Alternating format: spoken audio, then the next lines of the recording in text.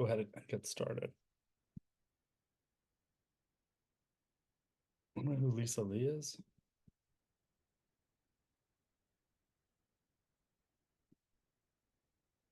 Give a minute for Jose's audio to connect. Reed, do you know if Lisa is connected?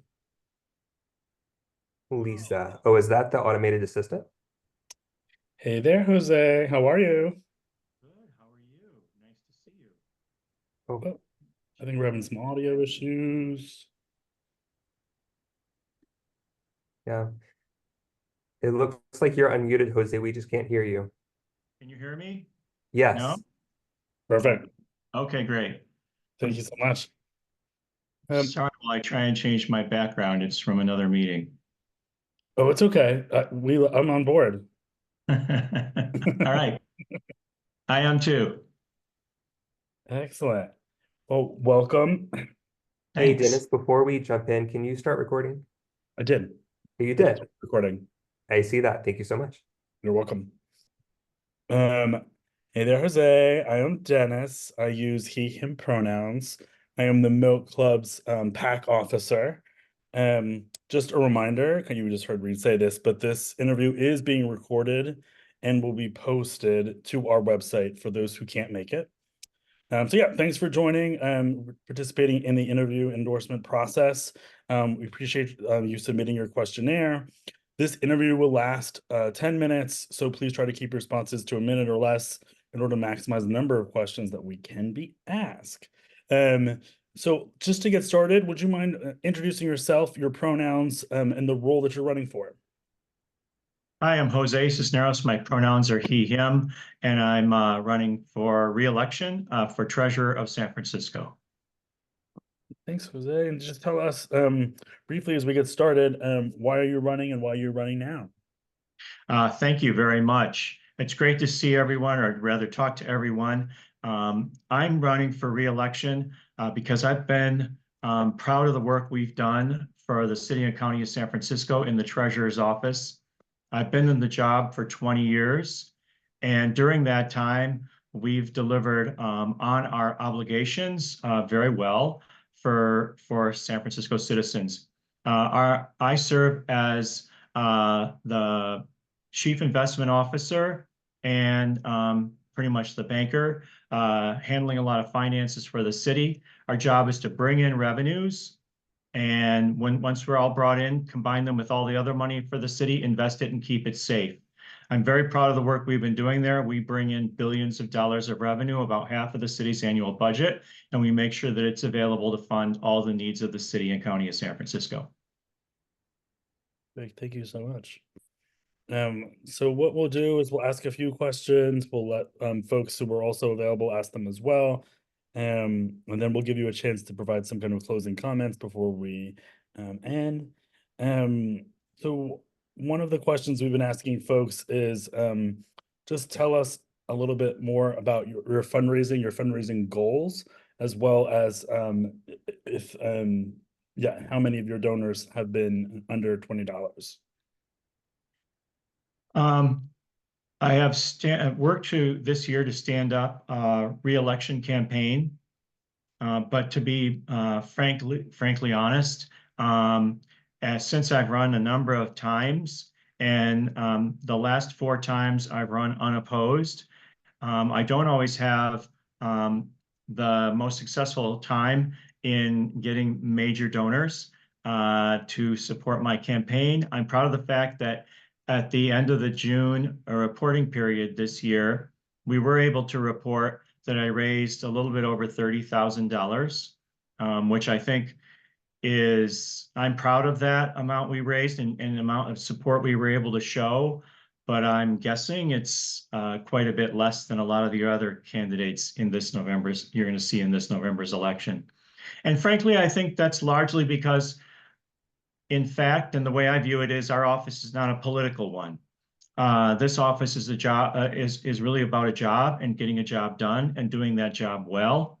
And I'm proud, as I said a minute ago, of the fact that we've been able to do that for the residents of San Francisco. A lot of what we do is work with taxpayers and small businesses, and we even to this day continue to hear good feedback from them. But I think that especially in an election year like this, I'm guessing donors are putting their campaign funds in possibly another direction or largely in another direction. Um, so I can't say that I wouldn't say off the top of my head we have very many. I sorry, you think your question was under $20? We don't have a lot of small donors. The folks I can get to donate to me are just individuals that I reach out to and ask to make a contribution. And I would say on average, they're maybe $100, maybe $100 to $200 each donor. I haven't really done an in-depth analysis, but it's not much more than that, I don't think. Thank you. Um, and I noticed that you responded similarly to some of our city college or school board respondents to our survey, basically leaving some parts of this unanswered. And the response that I'm expecting is that your race is, like you said before, it's pretty apolitical. And so I'd imagine that's why you left some of these areas unanswered. Obviously, our club stands behind a very strong progressive platform and background, so that's just why some of this is there. I'll give you a chance. Is there anything on this survey that you maybe did not answer that you want to clarify or expand on? Thank you for the question. As I said a minute ago, my job and our office is not a political one. We don't make any policy for the city. We don't decide how the city's funds get spent. We bring the money in. We do that very well. And once it's in, we keep it safe and make sure it's available when the city needs it. Therefore, I don't want there to be any concern out there that in a non-political role like mine, that I or anyone in our office might have any kind of a political leaning that would sway how we would do our job. I'm proud to say that we enforce tax laws on every single taxpayer, no matter who they are or what company they are or anything like that. And I deliberately don't endorse in local races or local measures or local candidates. Again, because I don't think that really aligns with the work of our office. Thank you. I appreciate that. And like I said, I assumed you would have that answer similar to how you responded earlier. Thank you. I see some other folks from our club on the Zoom. Would anyone else want to ask Jose any questions? I have a question. Go ahead. Lisa. The hotel tax, I remember that because my dad worked as an investigator, and he was able to figure out that hotels hadn't paid their taxes. And so what's the latest on hotels? Like, how frequently? Is it quarterly? How has that changed over the years, or even yeah. Yeah. Lisa, thank you very much for the question. Not too many people are curious about the progress and the efforts we make towards collecting a tax. The hotel tax, or actually it's officially the transient occupancy tax, is a very important tax because when every guest comes and stays in San Francisco and they're charged that tax, that money, from the minute that they receive it, that money belongs to the city. The hotels or Airbnb hosts or whatever, anyone who's renting out space to visitors, when they collect that money, they are holding the city's money.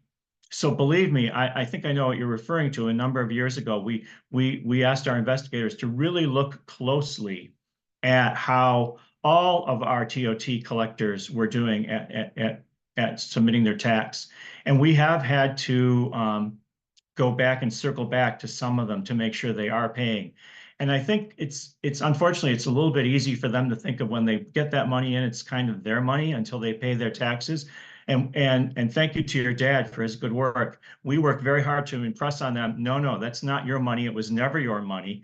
It's the city's money. You've had the responsibility of collecting it for us, and we're here now to make sure you hand it over. And I promise you, they're required to pay monthly, unless they're home share, then I believe it's an annual remittance depending upon the volume they have, because a lot don't have a lot of volume. But of course, any large volume, like with an actual hotel, would be remitting monthly. They do that all digitally now through an automatic online form. And believe me, we're paying very close scrutiny to those folks. I do have another question. Thank you. Yeah. Let's see. Parcel taxes. So I'm a little upset with the number of parcel taxes that are being passed. And as a San Francisco Unified School District retired teacher, I did benefit from was it 2016? I worked on Prop A, which was the first parcel tax. And then, oh, wait a minute, no, 2008. And then in less than 10 years, the school district asked for another parcel tax. And even though I personally would have benefited, I decided I wasn't going to do that because it was regressive. And I personally would have benefited, but another parcel tax on top of another parcel tax. So what's your, what's your take on parcel taxes? Again, since we administer them, I don't take a position on them. And frankly, I'm thrilled to hear what you're saying, though, Lisa. I wish every voter would look with as much scrutiny as you do at all the items that they're being allowed and hopefully, urged to vote on, and listen to other people who are informed about these matters, and also people who are going to, at times, particularly in the case of parcel taxes, bear the brunt of that cost. I will say in my time, and it's been a long time I've been in this job, I will see that voters in San Francisco aren't very shy about passing either parcel tax measures or even, other types of taxes. It's been interesting to see that in just the last few years, the voters passed not only the commercial vacancy tax, but also the overpaid executive tax. And now which all of these we stand up, including the parcel taxes you're talking about, Lisa. And now next year, we're going to be implementing and launching the empty homes tax, yet another tax that was passed by the voters. Again, I don't have an opinion about whether they're right or wrong or should pass or not pass, but I appreciate your information, and I hope you're talking to others.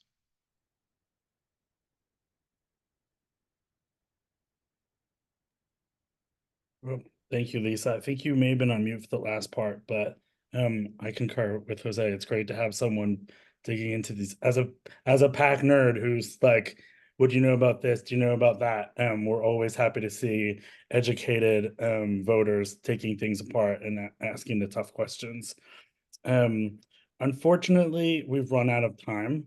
A reminder that endorsement recommendation vote will take place at our PAC meeting on Tuesday. And then the final endorsement will take place at the general meeting the following Tuesday. There's no expectation, Jose, that anyone or your team needs to show up to either of those. We will post the results of them on our webpage, milkclub.org/endorsements, within 48 hours of these meetings. So thanks again for joining. We appreciate it. We appreciate you filling out the questionnaire and taking the time to meet with us. Well, I just want to thank you all for taking the time. I know it's going to be a bit of a time commitment for you to go through all the candidates, but I appreciate your hard work. I will wrap up now and just recognize the great work that the club is doing to get the word out. And as the longest serving elected official in office in San Francisco today, who happens to be an openly gay Latino, I'm thrilled to be able to work with clubs like the Harvey Milk Democratic Club. So thank you again for your time, and I hope to see you again soon. Absolutely. Thank you so much. Bye-bye. Bye, Jose.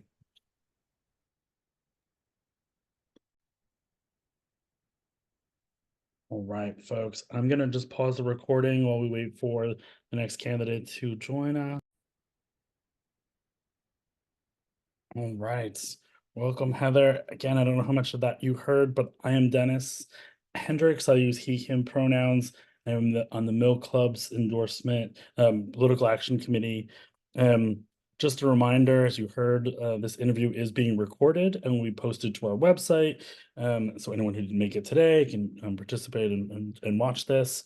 Thank you for participating and for submitting a questionnaire. Overall, this will take about 10 minutes or so. We try to keep if you can try to keep your responses to a minute or less. That will give us the ability to ask a bunch of questions and get through this on time. So just to get started, if you could just introduce yourself, share your pronouns, and the office that you're running for. Sure. My name is Heather McCarty, and I am running for City College Board of Trustees. My pronouns are she and her. And do you want me to tell you, well, a little bit about myself? Yeah, absolutely. I am a former community college student, and I am a proud product of public education from kindergarten all the way through my PhD. So I have really experienced firsthand how accessible, high quality education really transforms lives. So this inspired me to become a community college professor and dedicate my career to empowering others through education. So that's what I've been doing for the past 18 years. I am a community college professor of history and gender studies. And at my own college, I have been a faculty leader. I've been a leader in our academic senate, as well as a leader in our labor union. I am the former chief negotiator for our labor union, and I currently serve on my college's budget committee, which means I have a keen understanding of the financial problems facing community colleges today, as well as experience dealing with them. I also help to co-found and now co-direct an academic center that focuses on access, equity, inclusion, service, and justice. And we really work to support students, staff, and faculty to ultimately make the world a better place. And I am part of the Safe Zone Project, and I facilitate LGBTQ awareness and ally training workshops. So really, outside of my college too, actually, I should say, I also serve as a board member on a nonprofit that's focused on supporting underserved first generation high school students to get into and go on and persist in college. So basically, I spend all of my time really figuring out innovative ways to help students realize their goals. Excellent. Thank you so much. And tell me, what interests you in running for this role now? So City College is an amazing institution. It is more than just a college, right? Like this is the launch pad for dreams. This is where people from all over the city, from diverse backgrounds, come together. They come together to learn, they come together to grow, they come together to better their lives. Like it is the single best avenue to economic and social uplift in the city. Like it is a magical place. And it is not doing so well right now. It's got some problems. It is struggling with low student enrollments. It's struggling with financial difficulties, and it's struggling with leadership issues. And actions of the current board resulted on City College being placed on accreditation warning for the second time in the decade. And so I decided to run because I think City College is too important to our city to fail. I really believe in higher education and the power that that offers to transform lives. And so I am stepping in to try and help with the challenges that exist at City College and to bring accountability, transparency, and stability to the institution. Yeah. I have a few questions and then I'll open up to the room as well. One is, where do you stand on City College's free college program? It is awesome and amazing. Can I see it anywhere but besides, like, this is the first place in the country to do it. It's the dream. I actually think that all higher education should be free. So I am a huge fan. Excellent. And then the other question is, you mentioned some of the, I guess, I don't think you used the word politics, but politics going on within the school board that kind of put the accreditation in jeopardy. Can you tell me a little bit about what your understanding of those politics are and how you think you would be a change in kind of that process or help mitigate that process? Yeah, sure. Well, I mean, the board, they got accreditation warning for 3 reasons. And just for context, as someone who comes from a higher ed institution and community college, like you don't get put on accreditation just because of the actions of your board. That is a highly unusual thing to have happened. And so the ACCJC, which is the accrediting body that oversees the accreditations for community colleges, they gave 3 reasons for why the board actions or what the 3 things were that the board was doing that put them on warning. And the first one is the failure to deal with the long-term fiscal health of the institution. And there's really kind of 2 main pieces. And if this is too in the weeds, you can just shut me down. But the first piece of it is that they weren't adequately funding OPEB, which stands for other post-employment benefits. So they weren't adequately funding their OPEB liabilities. They said they were going to fund it one way, and then they shifted and lowered the amount they were contributing, and they have a large OPEB liability. And so that impacts the long-term fiscal health. And then the second main reason for that one is actually that the chancellor's office changed how they fund community colleges, and they introduced something called the student-centered funding formula. We call it the SCIF. And City College is not in alignment with that. And what will happen in 2025 is that City College's budget will be frozen, and they will no longer get cost of living adjustments or anything else. And because the institution has not made a lot of progress with getting alignment with SCIF, that was sort of another piece for there. So that's the first reason. The second reason is that the college was not respecting the authority of the chancellor. There seems to be some struggles back and forth in terms of, which actually connects to the third reason, which is that they're not following their own policies and procedures. And so the board, I mean, generally just having read the ICER, the accreditation reports that have come in, it seems pretty clear to me that there is not a lot of understanding about what specifically the board's duties and roles and responsibilities are.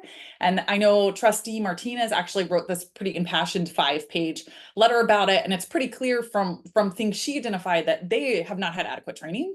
And so it does seem as though they are kind of confused on what their roles are. And so they haven't been following their existing policies and procedures, and they don't seem to fully understand what their roles are, and they need more training. Thank you for those responses. I'll leave it to the room before maybe ask 1 or 2 questions or close out. I have a question. It was tough because I think the people that were running before, they framed the question as if it was teachers, professors getting raises and accreditation. And in your mind, is that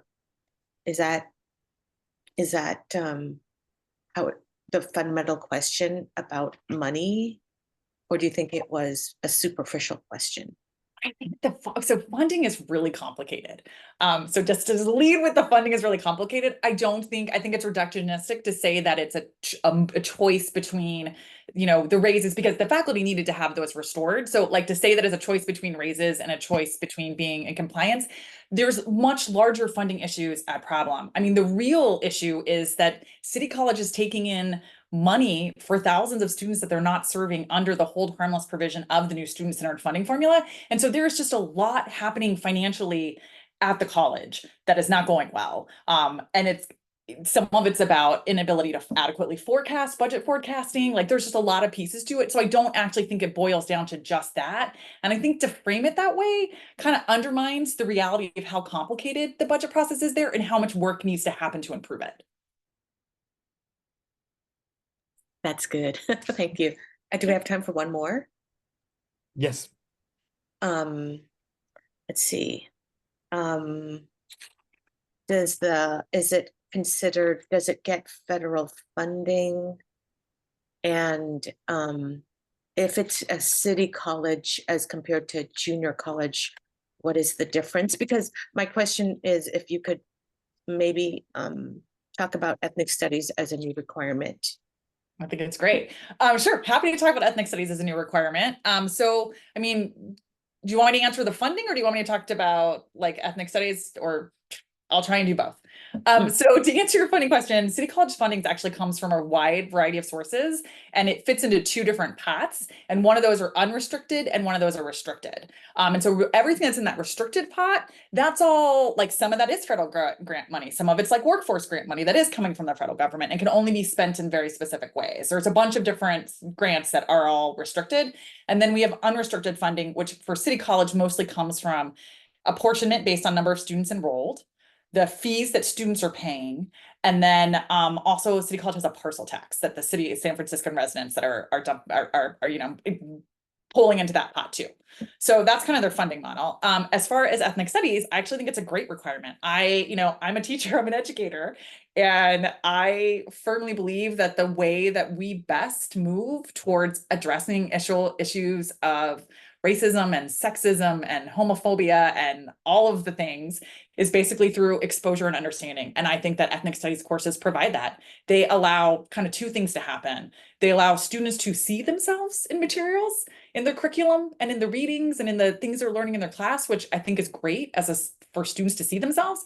And then it also allows them to get exposed to other people who come from different backgrounds. And at the end of the day, I think if we all collectively want to live in a world that isn't just about tolerance, but is actually one of, you know, support and love, like we have to have more exposure. And I think ethnic studies is like step one towards that exposure.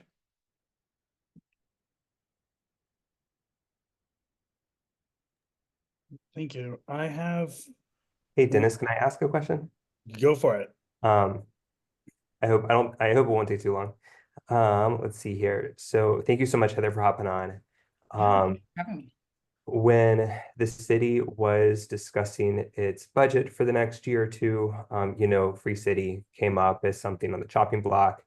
I think at the time, current board president Alan Wong wrote a couple of articles for a couple of local publications, just advocating for that not to happen, giving reasons why, etc. And there was just a part of it that I was reminded of when you were speaking about some of the current problems at City College that I just wanted to like check in with you about and just get your take on it.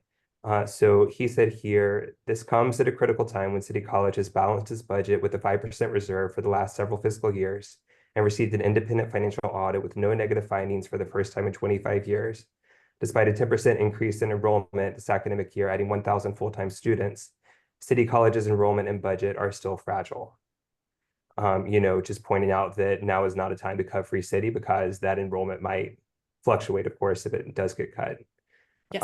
So just wanted to like, it seems like there is some like conflicting messaging maybe between what you and he are saying there about the city's finances, and I just wanted to get your take on it. Yeah, totally. Okay, so what Trustee Wong has said is accurate. They have balanced their budget with the required minimum 5% reserve, which is what the state requires. Otherwise, they come in for fiscal oversight. That is true. And it is also, so that part is definitely true. The thing about, and they also did get a clean bill of health from their auditor, from an independent auditor for like the first time in 25 years. All of that said, the independent auditor's clean bill of health is basically that you're not running a deficit budget, which is what City College used to run. And the reason why City College is not running a deficit budget is because they are taking in millions of dollars for students that they're not serving. So the state is funding City College as though they are serving 22,309 students. And they're actually what are called full-time equivalent students. So it's like if all of us, like if I took 2 classes and Dennis, you took 1, and Lisa, you took 1, and Reed, you took 1, together we'd have 15 units and we would count as 1 full-time equivalent student, okay? And so the state funds you based on your full-time equivalent students. So City College is getting funded as though they have 22,309 full-time equivalent students.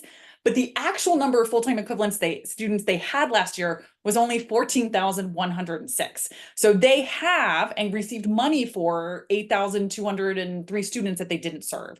And they've been doing this for the last like 6 years, and they've taken in more than $46 million for students they haven't served. So it's not hard to balance your budget when you're taking in money for students you're not serving. But in order to get in compliance with the student-centered funding formula, they have to start serving that 8,203 students that they haven't been serving. And in order to do that, you have to hire part-time faculty to teach those classes. And so you have to spend that money. So I mean, he's not wrong. They have a balanced budget with a 5% reserve, but they have that because they have all of the surplus money that's actually supposed to be spent on teaching students. Did that make sense? Yes, thank you so much. Really Yeah. appreciate it. Sure. So Thank I you. have one quick question, and I've got, I know we're actually almost over in time, but it's really about endorsements. You shared several, but I want to know if you have any. Have you reached out to AFT? Yes, I am going through the co-process. I am scheduled, that's I think on Friday, next Friday, actually. And I have met with their executive board several times, and I've been in contact with their political director, Eric, and yes, I have. And then my second question is, which current trustees have you reached out to and which have it supported you?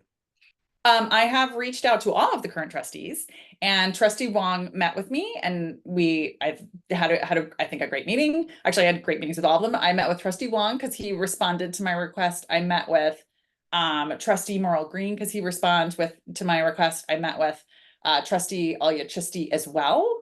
And so those are the trustee members that were sat down with me and had time to sit down with me and were willing to meet with me. And I would say all of those meetings went well. I mean, I will say this about the existing trustees, while like the colleges, it certainly has its struggles and challenges, every person on that board loves City College. Every person on that board wants City College to be successful and really truly cares about the students and success and sees the value and importance of City College.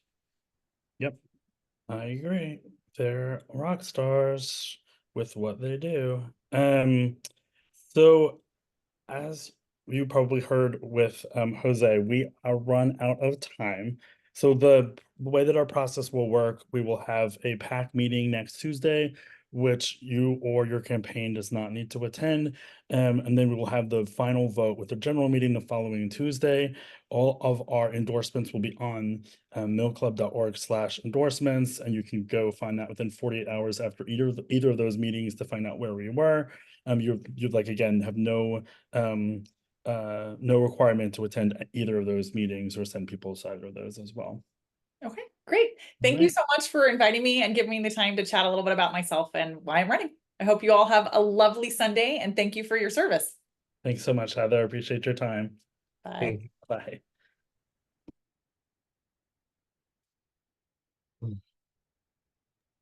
All right. So I Dennis. see Rowena is in the, yes, Oh, someone is in the waiting room.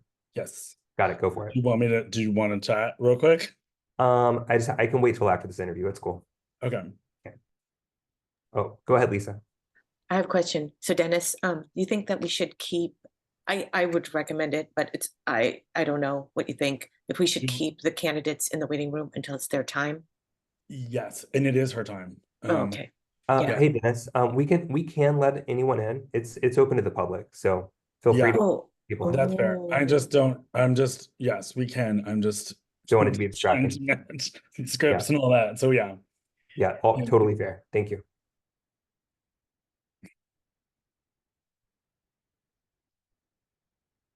Hello, Rowena.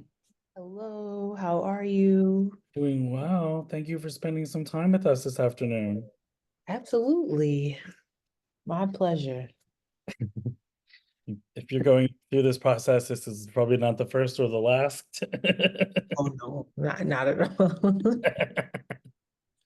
Well, thank you so much for spending some time with us. My name is Dennis Hendricks. I am one of the PAC officers with the Harvey Milk Club. So I'll be kind of giving you the rundown as we go through this. But my pronouns, by the way, are he, him, his. And just a reminder that this interview will be recorded and then posted to our website for anyone who can't make it. So yeah, thanks again for participating and submitting your questionnaire. This interview will last about 10 minutes. So we'll try to keep responses pretty short so that we can get the number of questions we need to get into. If you could just start by introducing yourself, your pronouns, the role you're running for, and then give us a little kind of a taste of why you're doing this. Okay, I'll be quick. So hello everyone. My name is Rowena Brown.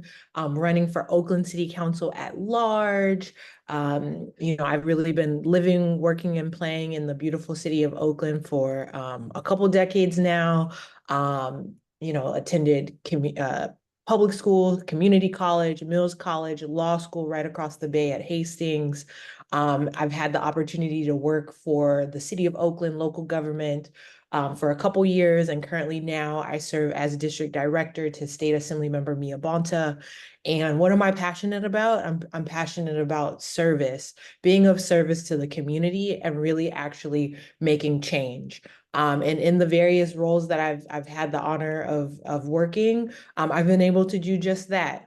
Currently leading in the environmental justice space, working on a bill right now, AB 2851, that's helping to reduce air pollution in West Oakland and ultimately across the state of California. As far as my platform for office, we know that the city of Oakland is up against some major issues, and I'm focused on working together across agencies because we know that that's what it's going to take in order to solve these issues, whether we're talking about really holistically addressing the homelessness crisis, housing affordability, crime that's taking place in our city, just to name a few. Excellent, thank you. And in just reading through your legislative priorities, I'm just going to call these out just so that folks who don't have a chance to read through your questionnaire hear them, and then I'll give you a chance to respond to anything you may want to add.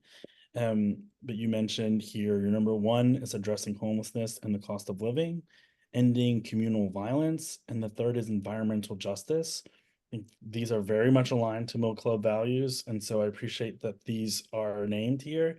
Is there anything you want to add to these, either of these three, or if there's a close fourth that you want to mention as well? Absolutely. I know that I kind of made it a hybrid where I say, addressing homelessness / quality of life. If I was to expound, when I say quality of life, I'm really interested in how we can ensure that everyone is making a livable wage, so that, the single mom or, the student doesn't need to work, 3, 4 jobs just to pay the bills. And so I'm very, very interested in addressing quality of life, livable wage issues, because when we do that, everyone benefits. So the other question that we usually ask all candidates is, why are you running or running for re-election now? So can you tell me a little bit about what's in calling you into office right now?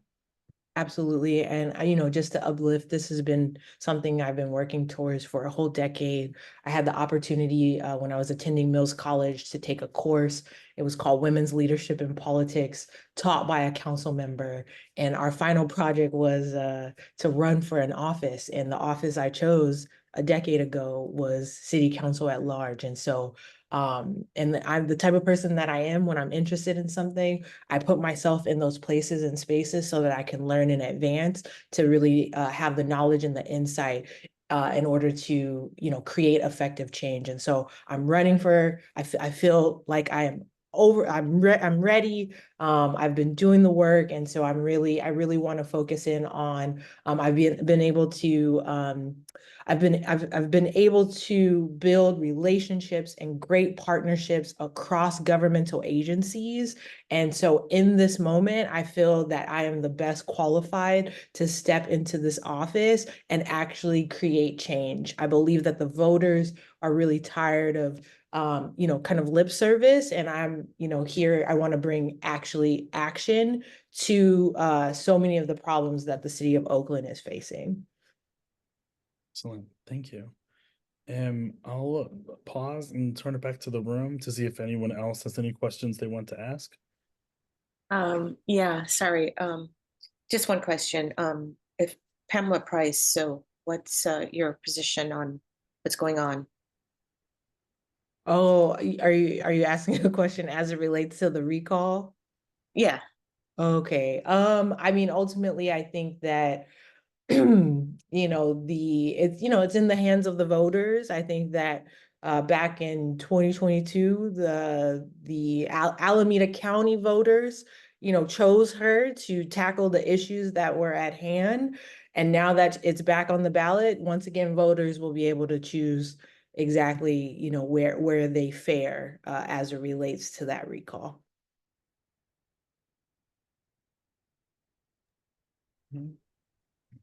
Any other questions in the room?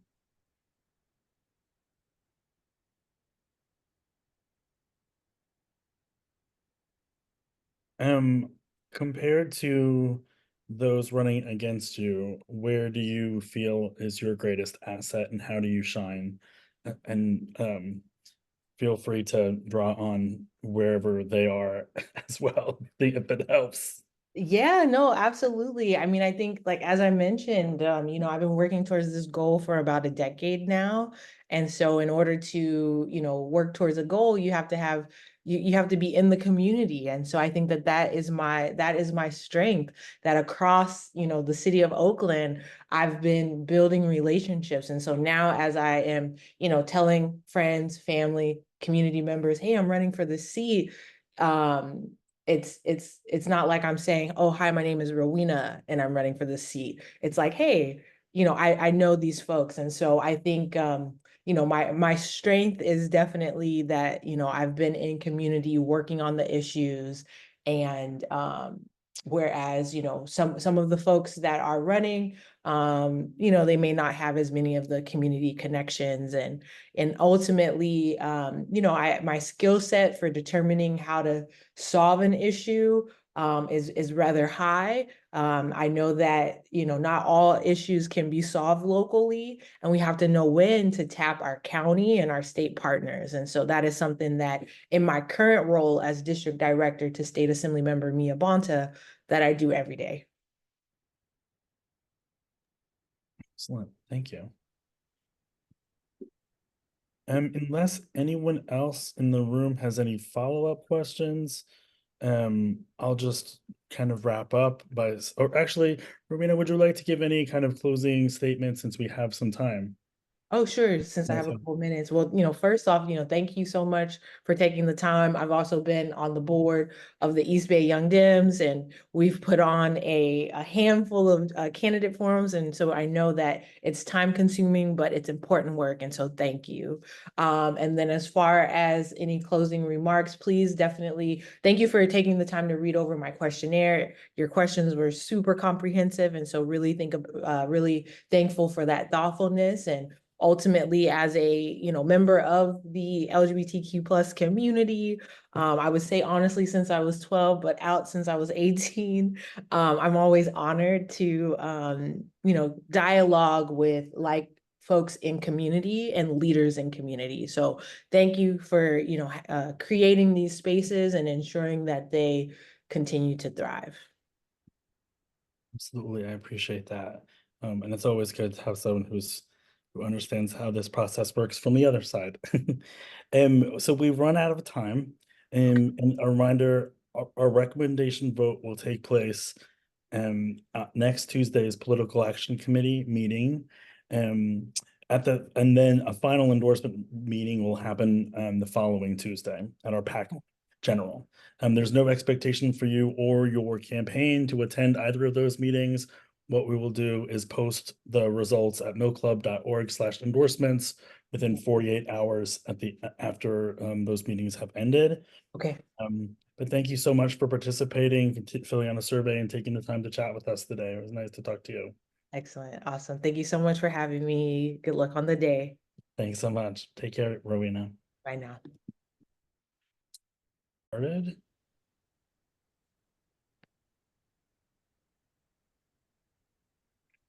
Oh, Honey. Okay, bye. all right. Hey there, my name is Dennis Hendricks. I use he, him pronouns. I'm the Milk Club's PAC officer. And just a reminder, you probably heard, but this interview is being recorded, will be posted to our website, so anyone who couldn't make it can view it. So thanks so much for participating in this endorsement process. I saw that you, I believe, submitted a questionnaire, and I think you're going to be going through a presentation. So in general, this interview will last about 25 minutes. I think we've given you 2 slots. You can go through both pieces of your endorsement process. I'll turn it back over to you, Ed, and if you could just introduce yourself, your pronouns, and the kind of the endorsements you're pushing forward, and we can kind of go from there. Sure. Thanks very much. I'm Ed Harrington, he, him, and I'm here to represent the Real Reform Committee, which has a much longer title than that. But I am talking about 2 items, so thank you for the extra time. I was the city controller for a number of years, and then I was the head of the Public Utilities Commission in San Francisco. I've also served on the city's Public Utilities Commission and the Port Commission. I actually got my political start in San Francisco in the Milk Club. I was the treasurer of the Milk Club, and I was on the ballot committee for many, many years. So I appreciate you taking your time on a Sunday to do this kind of work. I understand the commitment that it takes. There were 2 items we want to talk about today. One is an Inspector General office, and the other is a commission office. But I was going to, commission charter change. I was going to do the Inspector General first. It's kind of the easier one. I was going to do that in a couple of minutes and then see if you had questions and then go on to the other one, but I can do both. We can see how it plays.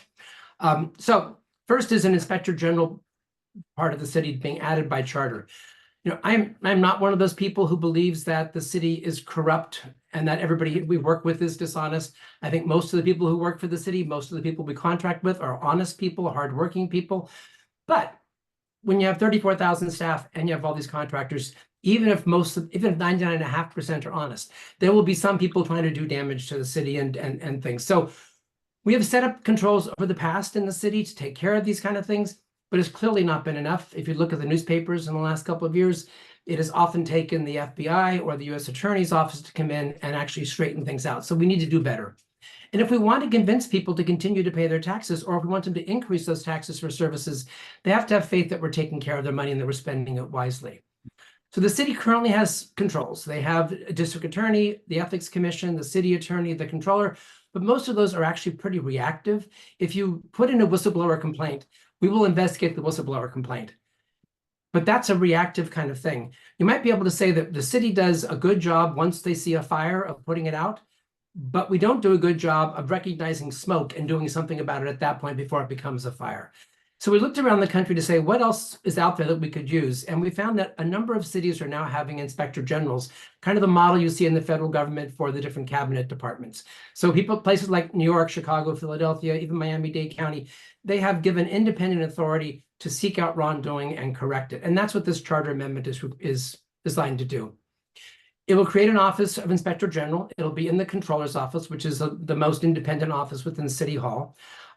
It avoids setting up a whole new bureaucracy. We've had this discussion before, but it was always a new elected official with all the staff and all this money. This avoids all those kind of things by putting it in the controller's office. The IT people are there, the HR people are there, the whole administrative process is already set up there. It also means there's no change to the budget required because the city services auditor in the controller's office has a 0.2% set aside of the city's budget, and they don't use all of that every year. So by putting this inspector general into the controller's office, they can include it in the money that they already get allocated from the city budget as part of that set aside that's there. And it also means that we've had questions before, like how many people should be in the staff? This allows us to build up as we need. You can maybe start with 3 staff people, and if you needed to surge, you have available to you all the controllers, auditors, and all the rest of the controller staff that you could use if you need to surge up. So it takes care of a lot of the issues that have happened in previous kind of conversations about this. It also gets citywide buy-in because that person needs to be approved by the mayor and confirmed by the board of supervisors, so people have faith in what's going on. It adds subpoena power to investigate not just city employees, but anyone doing business with the city in the broadest sense of doing business with the city. And it is set up to work with other city agencies, but often their work is confidential. So this adds some sunshine by saying that these investigations and the work of this office has to have a biannual report saying what it looked at, what it didn't look at, that it was coming up with, and what's going on. So we urge your support for this measure. Happy to answer any questions you might have. It is relatively straightforward. Thanks, Ed. I appreciate you sharing this and also your time. The one question that I have off the top is who have you seeked an endorsement for this so far, and where have you gotten support from this so far? You know, our committee is actually fairly new working on this. It did get 11 members of the Board of Supervisors support, and so it's put on by 11 members of the board. We are starting now to get paid arguments together, but we really haven't done a lot of work on this one to get out there to the public. Thank you. Any other questions from folks in the room?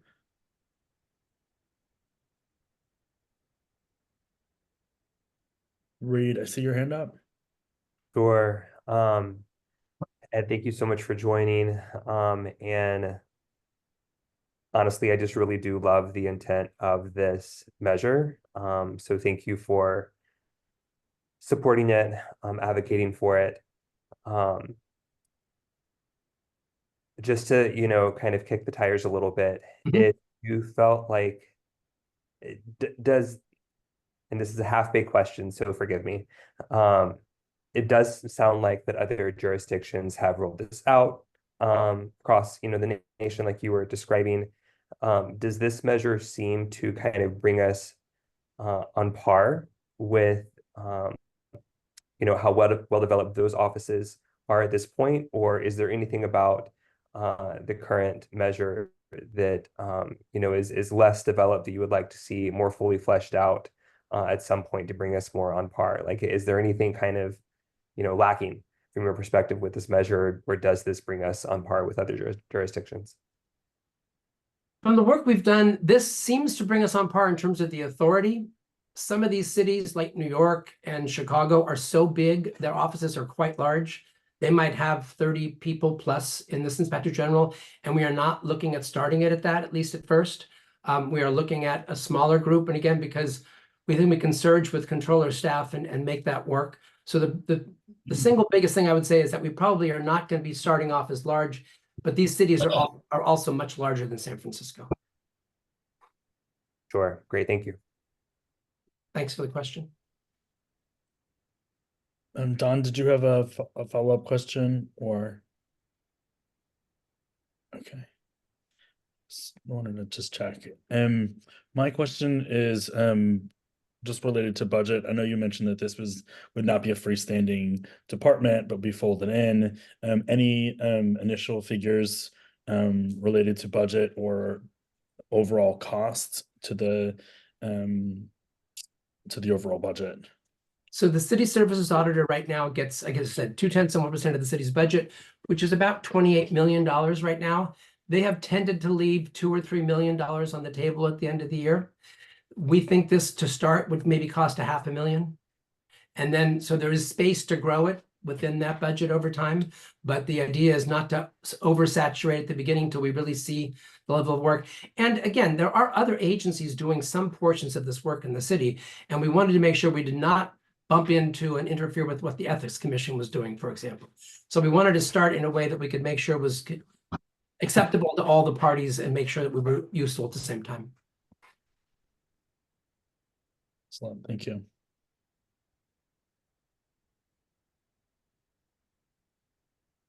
All right, I don't see any other questions on the Right. inspector piece. So if you wanted to go to the second, do you have a second or third, or just the second? There's two different items for the city commission's discussion. You've already made your decision on one of them. So I was going to be focusing on the one that we're proposing. I will mention the other one that you've already had a no position on, but yes. So let me put this into perspective a bit. There are serious problems in San Francisco. People are living on our streets. People are dying on our streets. Downtown is in economic collapse. People can't afford to live here. Name your issue. But somehow the people in Together SF have decided the problem with the city is too much public participation. How absolutely absurd is that, right?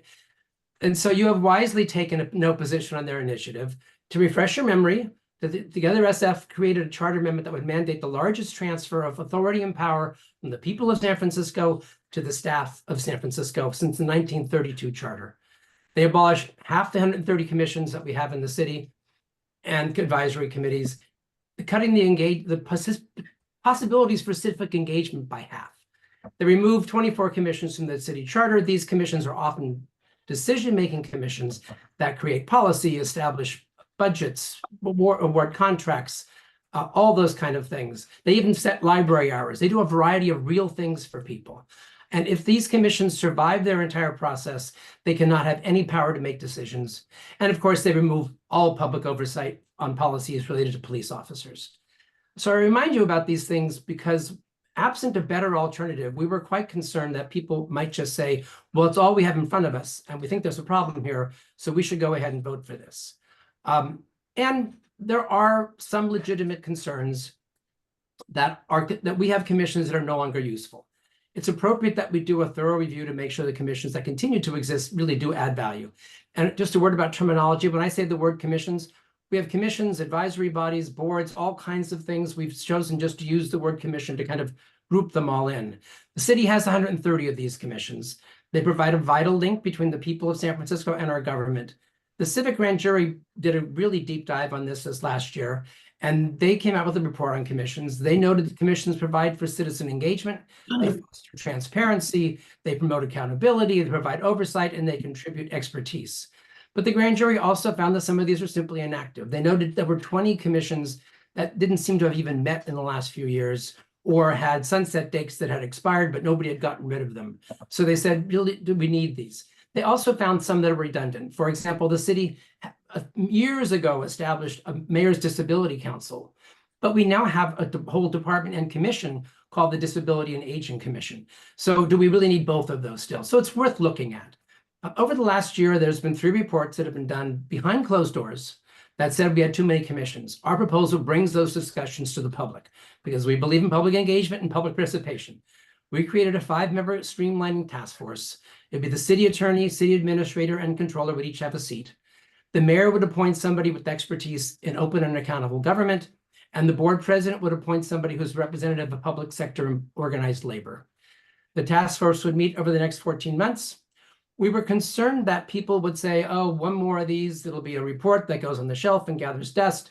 And still, you need to vote for the other one because that one actually does something, this one doesn't. So we took a look at other opportunities for how we could give some teeth to this. Congress years ago, when they tried to close military bases, they would bring one up at a time. Somebody would show up and nothing ever happened. So they created this base closure work, committee structure that says every few years, we're going to bring 20 or 30 of these together and you either vote it up or down. And that way we actually started to close bases or military bases in the city. So we were proposing something similar to that. In our case, the task force can put forward an ordinance. If it put forward an ordinance, the board has 90 days to reject it by a 2/3 vote. If the board doesn't reject it, it goes into effect. And that way something will actually happen from this as opposed to going one at a time for the next 16 years trying to figure out what we're going to do. Of course, if the task force recommends a change that requires a charter amendment, they couldn't possibly do that. But it does require the city attorney to write that. It requires the board to have a hearing about it. And then the board would have to decide to put it on the ballot if they wanted to actually change something that related to the charter. Since there are 2 competing measures on the ballot, we also wanted to avoid any confusion. So we put in language that says, if this measure passes with more votes, it will prevail over the other measure. And that's kind of it. We're proposing a straightforward process with no preconditions that would look in a public way at what city commissions we have and make sure they're useful.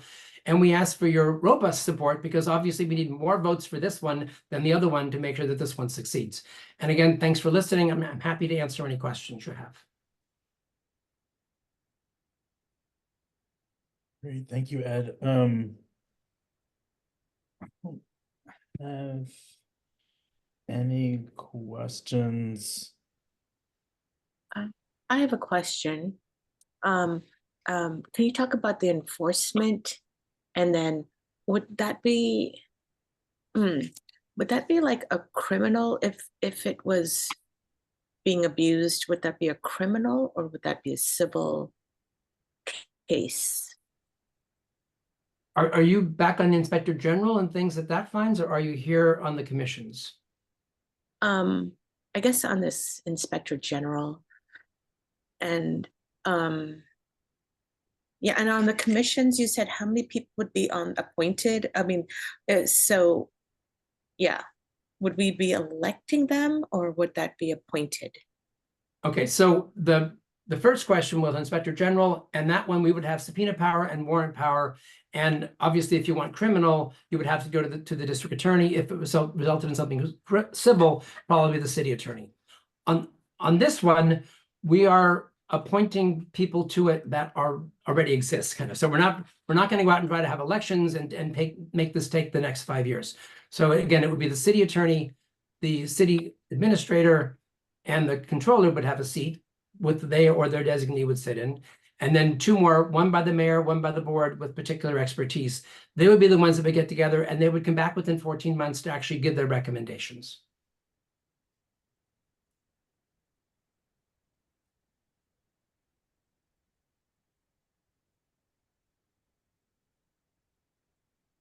Trying to find my raise hand here. There we go. Oh, sure, thank you. And Ed, I'm sure you mentioned this. I just kind of wanted to be sure, just for it to be reiterated, maybe. What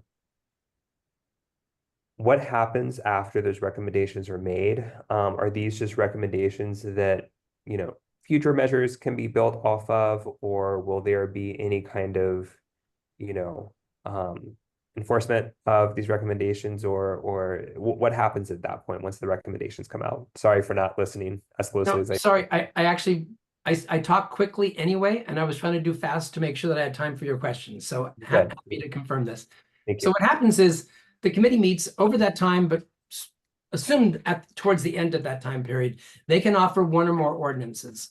When those ordinances are offered, they go to the Board of Supervisors.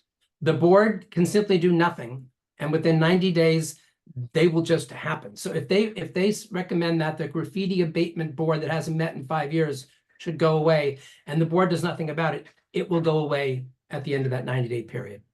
If the board has objections to what's being offered, they, by a 2/3 vote, can reject what's being offered by that task, the streamlining task force. One assumes the streamlining task force would probably do, and I don't want to preconceive, but they would probably do something where the really straightforward, easy ones, they would put in one big lump. Ones that might be more controversial, they might bring to the board to give the board more access to being able to see what might happen with those. But again, within that 90-day period, that would take effect. So those boards and commissions that they recommended going away would no longer be in existence. But there are some commissions that were put on by voter-approved ordinance, and there are also some commissions that were put on by charter amendment. Those need to go back to the voters. So if something needs to go back to the voters, this streamlining task force could only make a recommendation. The city attorney would have to write it up. The board would have to have a hearing, but a member of the board would have to make a motion, and the board would have to approve affirmatively for those things to go back on the ballot, unless there was an initiative process to put them on the ballot instead.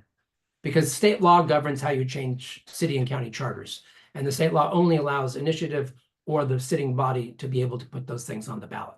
Is that enough detail, Reed, or do you? Yes. So unless voter approved, the commissions that this body wants to remove would be removed unless within 90 days the Board of Supervisors votes by a two-thirds majority to go against it. Right. Got it. Great. Thank you. And again, part of this is that we assume as part of this campaign that people will say, the other SF put something on the ballot that really is going to do something. These people didn't. We wanted to make sure that this is giving the streamlining task force the authority to actually get something done. Sure. Yeah. I'm glad to hear that it would, have a check with the Board of Supervisors. Yeah. I mean, we elect people for a reason. Yeah. They're supposed to represent us. Yes. Yeah. Thank you. Two questions. One is just around, again, the budget impacts or potential costs for creating a commission like this. So I'll start with that question. So what I didn't mention, there are other parts to this. One part is that the board has a budget analyst, and the budget analyst is required as part of this process to evaluate the cost of all the commissions that currently exist and the value of what you would save if you got rid of certain commissions. So that's part of the cost thing, is actually trying to say, if these commissions don't add value and they cost money for staffing and other kinds of things, the budget analyst will tell us how much it is. So when we make our evaluation, we can include any kind of cost savings. The cost to do this would be absorbed by having staff in the controller's office and city administrator staff this group. And it's a group for 14 months. So the assumption is that you would not build up a staff to do it. You would use existing staff to do it. Perfect. I mean, I wouldn't be surprised. I haven't seen the controller's report on this. Wouldn't be surprised if they might say it might cost some money to have hearings and, produce paper and do those kind of things. Okay, that's helpful. The other question is just more around, you mentioned Real Reform was the shorter name of the group. It's on the fact sheet, it says paid for by Real Reform, a coalition of small businesses, neighbors, and Aaron Peskin. I'm just curious, is that the full name of the group, and why Aaron's name is on it, and just some of the, yeah. So it is the official title that's filed as the name of the group. There are a variety of state laws that say if something is directly connected with, sometimes using the terminology, under the control of a person running for office, you must put their name into the title of the group.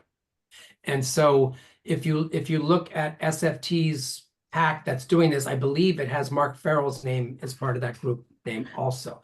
Because if you have someone up for election, you have to indicate that they are part of that. When when you look at the paid ballot arguments, I mean, right now, just to be clear, we have like less than $5,000 we've collected. It's like just we're trying to make this work.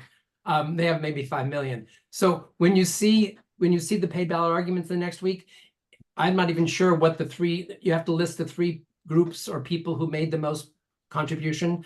I'm not even sure what those are going to be by the end of this week. But it will not say Aaron Peskin's name, presumably, because he will not be one of the 3 top contributors. But the group has to have his name somewhere in it. Gotcha. The official title. Makes sense. I'm just. I mean, that has good news and bad news for different parts of the population. That's why I ask. Yes. Okay, I don't think I have any other questions. Let's see.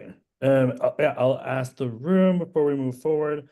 Any other questions on either of the 2 measures that Ed has put forward and shared so far? No. Okay. And then I know that you added flyers in both of these as well. If there's any other information, it'd be great to include that in PAC when we put it through the endorsement process. So if there's anything else you want for us to put forward, let us know. We can include that in the endorsement interview materials and then give folks that, because our committee will meet on Tuesday, which leads us to the last part. The interview recommendation vote will take place at our PAC meeting next Tuesday. And the final endorsement vote will take place at our general meeting the Tuesday after that. There is no expectation for you or anyone on your staff to attend either of these meetings. And we will be listing, you can find the information on our Facebook page if you want to attend. The vote results will be posted on our website, milclub.org/endorsements within 48 hours of both of these meetings. And again, thank you so much for participating and taking the time to speak with us. We appreciate it. Thank you for your time. Thank you very much. And I think one of the people who were involved, Asia Duncan, will be at those 2 meetings if you have questions of people. And the information we sent you is relatively brief, but I think it does the whole thing. When we get a list of all the supporters, that will be helpful, but we're still working on it. Totally. Yeah, that makes sense. You can add your name. Thanks very much. Absolutely. Thanks so much. I appreciate it, Ed. Bye-bye.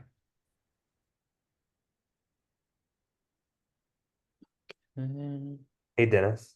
Sorry. Can we go off recording for like maybe the next 5?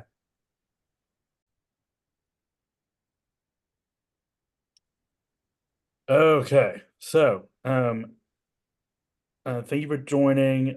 My name is Dennis Hendricks. I am one of the PAC officers in the Harvey Milk Club. My pronouns are he, him, his. And as I said, you probably just heard, this is recorded. So this interview we recorded and put on our website. And yeah, so thank you for participating. I saw that you submitted a questionnaire as well.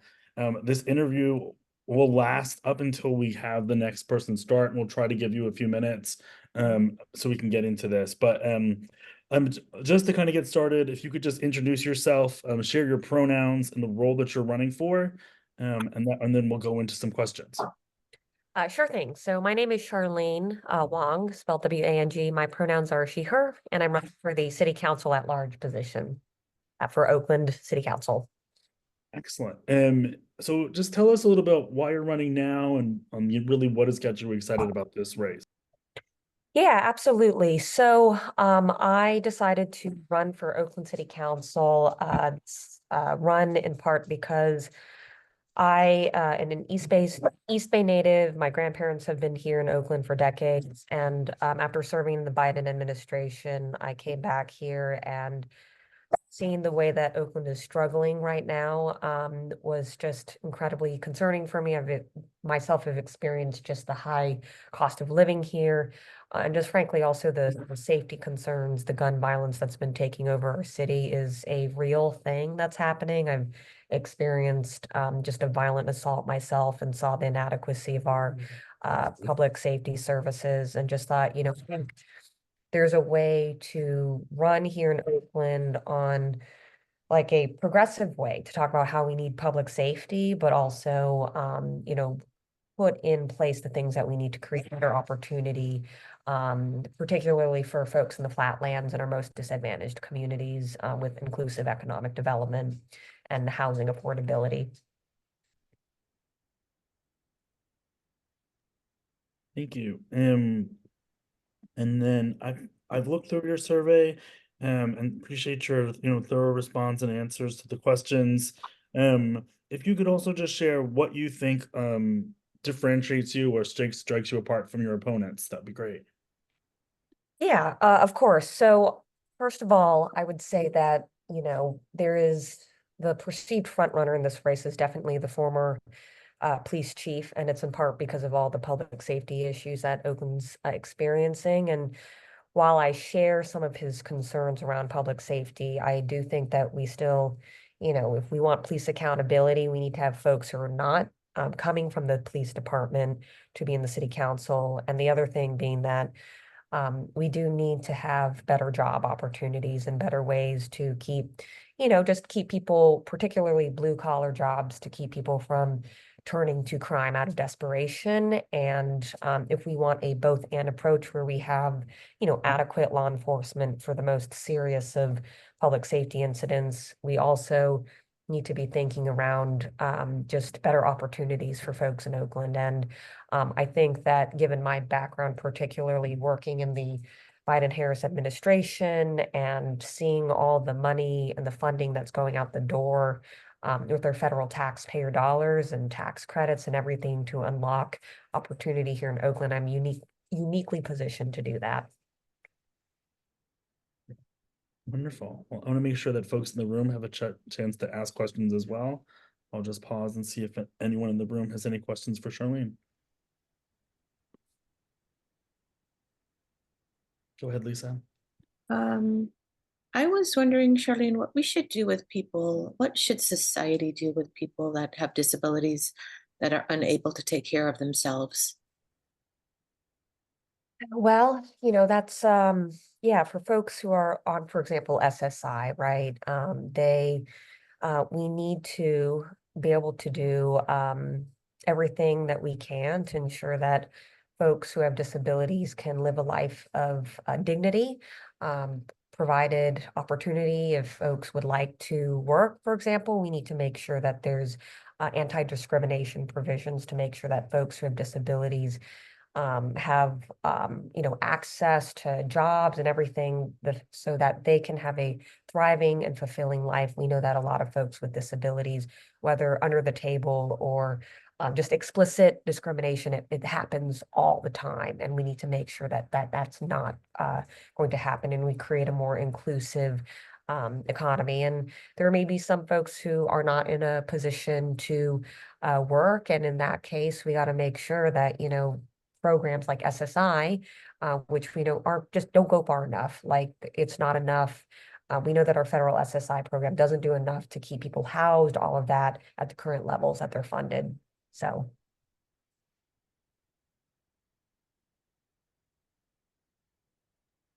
All right, I think we have time for one more question from folks in the room.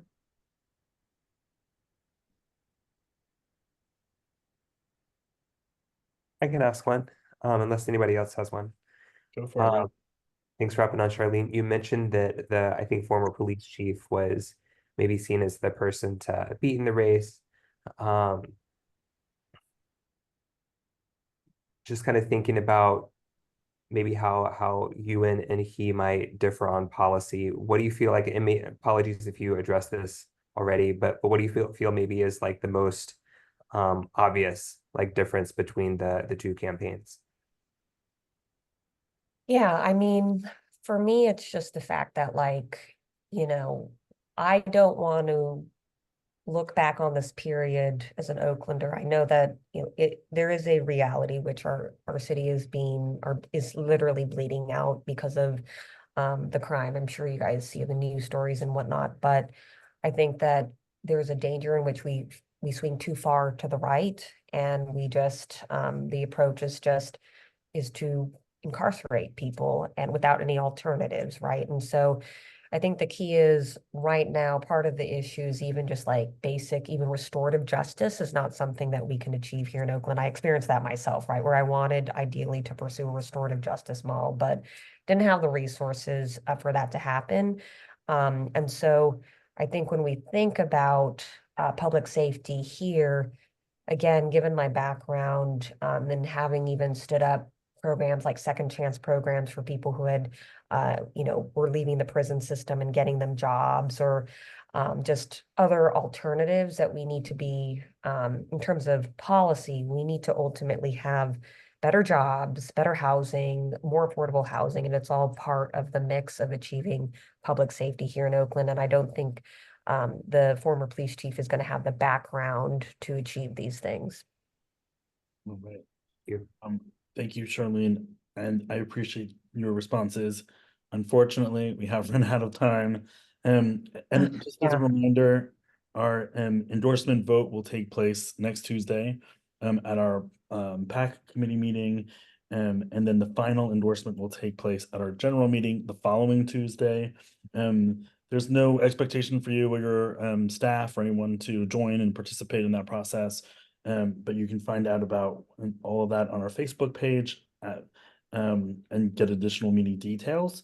And the vote results will be posted on our the votes will be posted on our milkclub.org/endorsements page. You can find out that within 48 hours of both of those meetings, our results will be posted on there. So you want to find them there. Thanks so much. I appreciate it. Thanks for joining and going through I'm this so quickly. sorry. If there's a way that maybe at the end of this I can join, I'm happy to do that. That was a real ADHD moment of mine. You're good, Yeah. Charlene. You basically had like almost your full 10 minutes, so it's all good. We do allow candidates to make like up to a minute statement at our PAC meeting if they would like to do that. Feel free to hop on and do that. Those details are on our club calendar. So, but you're good. No worries. I just really appreciate you hopping on. Of course. All right. Nice to meet you all. Bye. Thanks so much, Charlene. All right. Well, Louise, I see that you're on as well. Thanks so much. Yeah, hi everybody. Can you hear me okay? Yes, we sure can. So, as you may know, my name is Dennis Hendricks. I am the Milk Club Political Action Committee Officer. And just a reminder, so you know, this interview is being recorded and will also be posted to our website for anyone who couldn't make it. And just in general, thanks for participating in our endorsement process. And we saw that you submitted a questionnaire, so thanks for that. The interview will last 10 minutes. So just try to keep your responses brief in order to maximize the number of questions we can ask. But just to go ahead and get started, if you could just introduce yourself, share your pronouns and the role that you're running for. Sure. I'm Luis Zamora, he, him pronouns. I'm running for City College Board of Trustees. Thank you. And just to kind of kick things off, tell us a little bit about why you're running and why now. Yeah, absolutely. So as I had mentioned in my questionnaire, I know firsthand what it's like to go through the community college system, a first generation college student. And I've really seen firsthand the transformative power that community college can have. It remains till this day my highest level of education, and with it, I've been able to work for major top 100 law firms. I work for a state legislature. I work for currently our city government, and I really owe all that to the education I received through community college.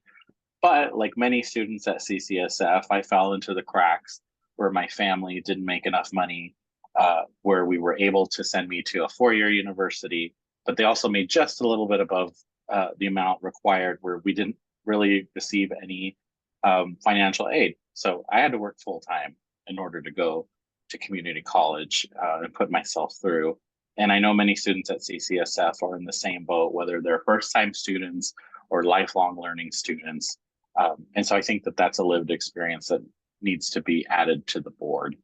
I also am running because I think the City College is on the way to improvement, but it needs to go a lot farther. Enrollment numbers need to increase.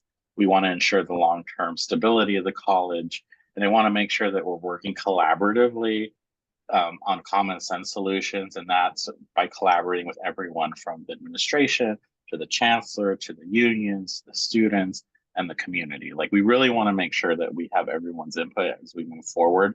But yeah, it really does mean a lot to me. And then, of course, I am a current union member. I'm a member of IFPTE Local 21. I'm the son of a retired laborer, a LIUNA laborer of 26 years.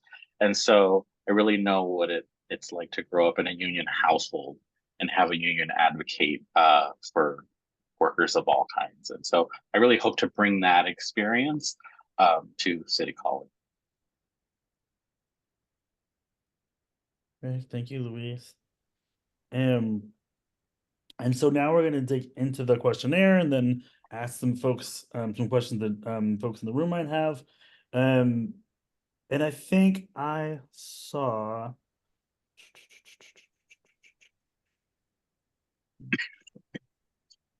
And so what I saw a list of endorsements. So I saw some former CCF trustees. Have you reached out to any current trustees? That's a two-part question. Have you reached out to any current trustees, and then have you reached out to AFT? Yes, to both. And so I've reached out to every single sitting incumbent trustee. I've spoken to Trustee Wong, President Wong, and I've spoken to Trustee Martinez. Trustee Martinez and I and Trustee Wong have had great conversations. And although none of them have endorsed in my race of the current trustees, with the exception of Trustee Williams, I will say that Trustee Martinez indicated to me that if she would look forward to serving with me, but that is not an endorsement. I want to be clear. We just believe that we're a lot more aligned than maybe we both thought on the onset of this. And the AFT, yes, I've met with them several times. I've met with the leadership. It was supposed to be a half an hour meeting. It ended up being a very productive 2-hour meeting. I ended up going back and meeting with them again, and with students and faculty, and again, really just had really productive meetings. And I think we're pretty much on the same page of the mission for CCSF and looking forward. And then I just have one note. I think I saw you we're asked a question about the fundraising goals, and I saw that you mentioned this was not an earlier questions. And yeah, I want to add that we saw that. I think we just letting you know that we've added that question as a result of some other fundraising unrelated to this race, obviously. But I know that we've already asked that question and we endorsed other rounds. I just noticed this on your responses moving through it, and just want to address that from your perspective. So I appreciate it, because there's a couple of, I want to say there's about 2 other questions.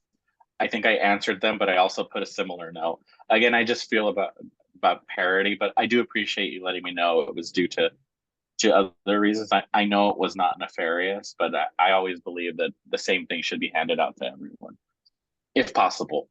100%. I saw that and just wanted to respond to that as I saw it in your notes. I will pause and then just check in with the room and see what questions anyone else has. Any questions for Luis?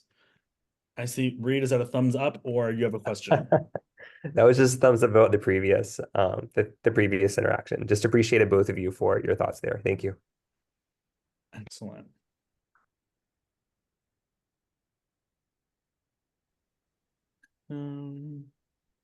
Yeah, I don't know if there were other questions in general. I know we're running.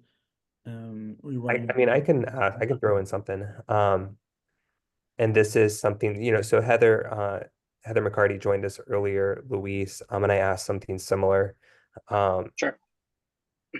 There's just let me jump over to it really quickly.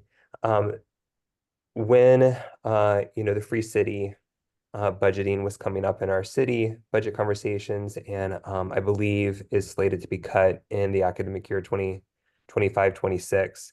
I think current trustee president Alan Wong wrote a couple of articles just in support of Free City, and there is, let's see, a quote in here. I've scrolled down too far. Let me see here. Sorry, I'm not prepared. So it says here that, thank you. This comes at a critical time when City College has balanced its budget with a 5% reserve for the last several fiscal years and received an independent financial audit with no negative findings for the first time in 25 years. Despite a 10% increase in enrollment this academic year, adding 1,000 full-time students, City College's enrollment and budget are still fragile, just given that they've kind of just pulled themselves out of a less good place, if you will.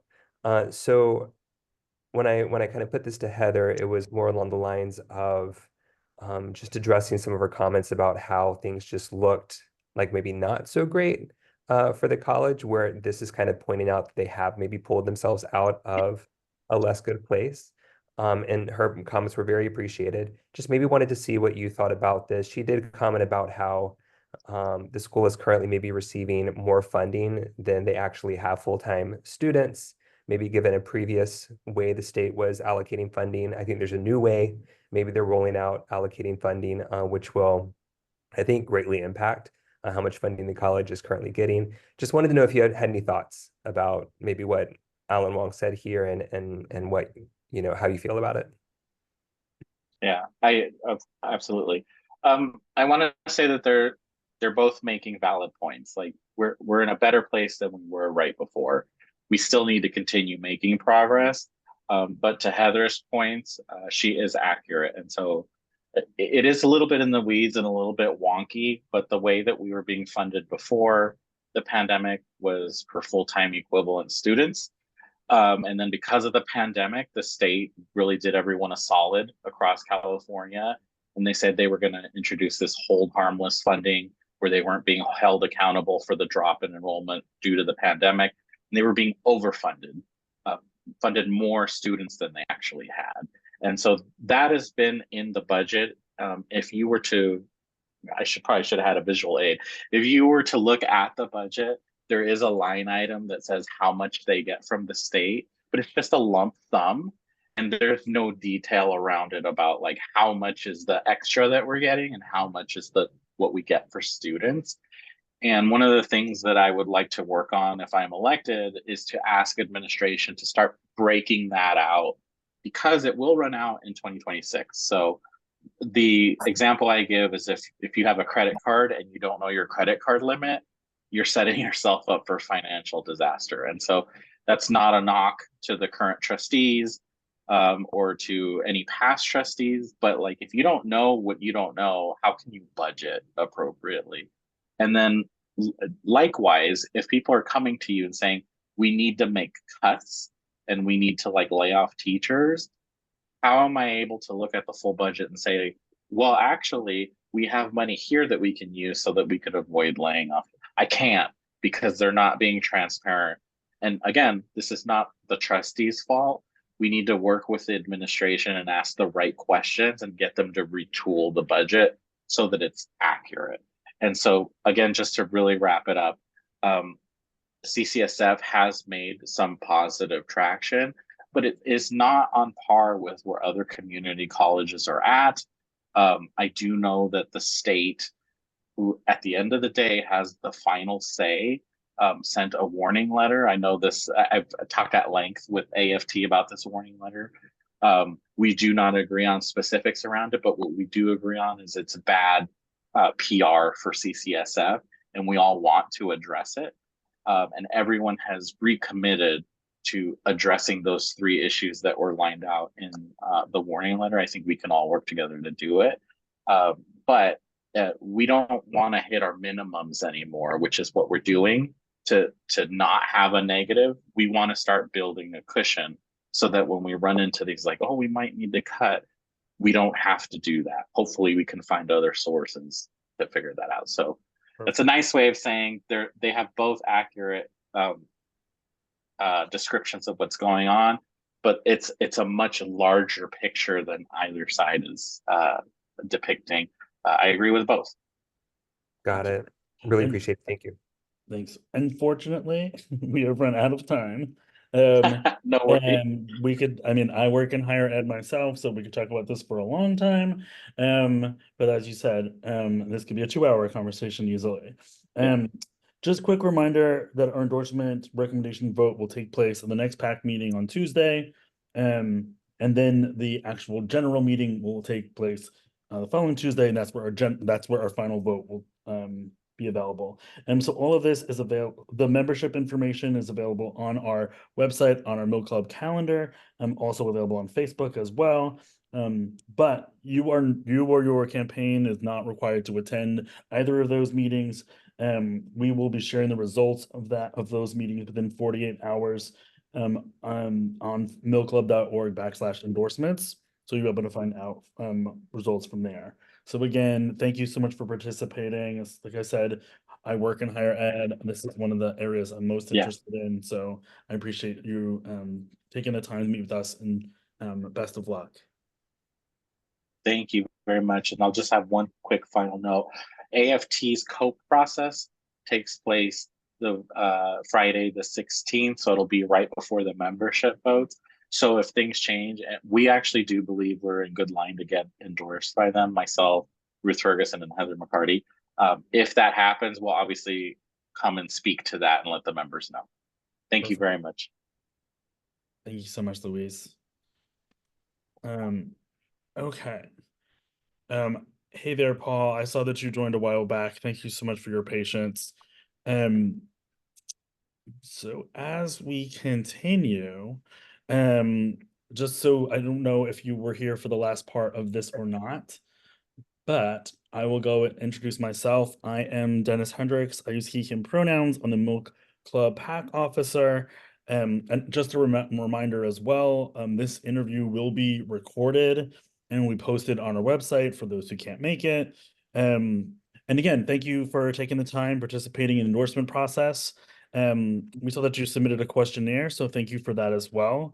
The interview will last 10 minutes, so we'll make sure that you get that 10 minutes of time. But because it's only 10 minutes, we're going to try to get through as many questions as possible. So let's just start. If you could just introduce yourself, share your pronouns, and the role you're running for. Absolutely. Good afternoon, everyone. Paul Miyamoto, he, him, sheriff currently of San Francisco County, and used to having a short period of time to give you who I am and what I am, which is very easy for me because I'm running for office right now for sheriff, which is the job I currently hold.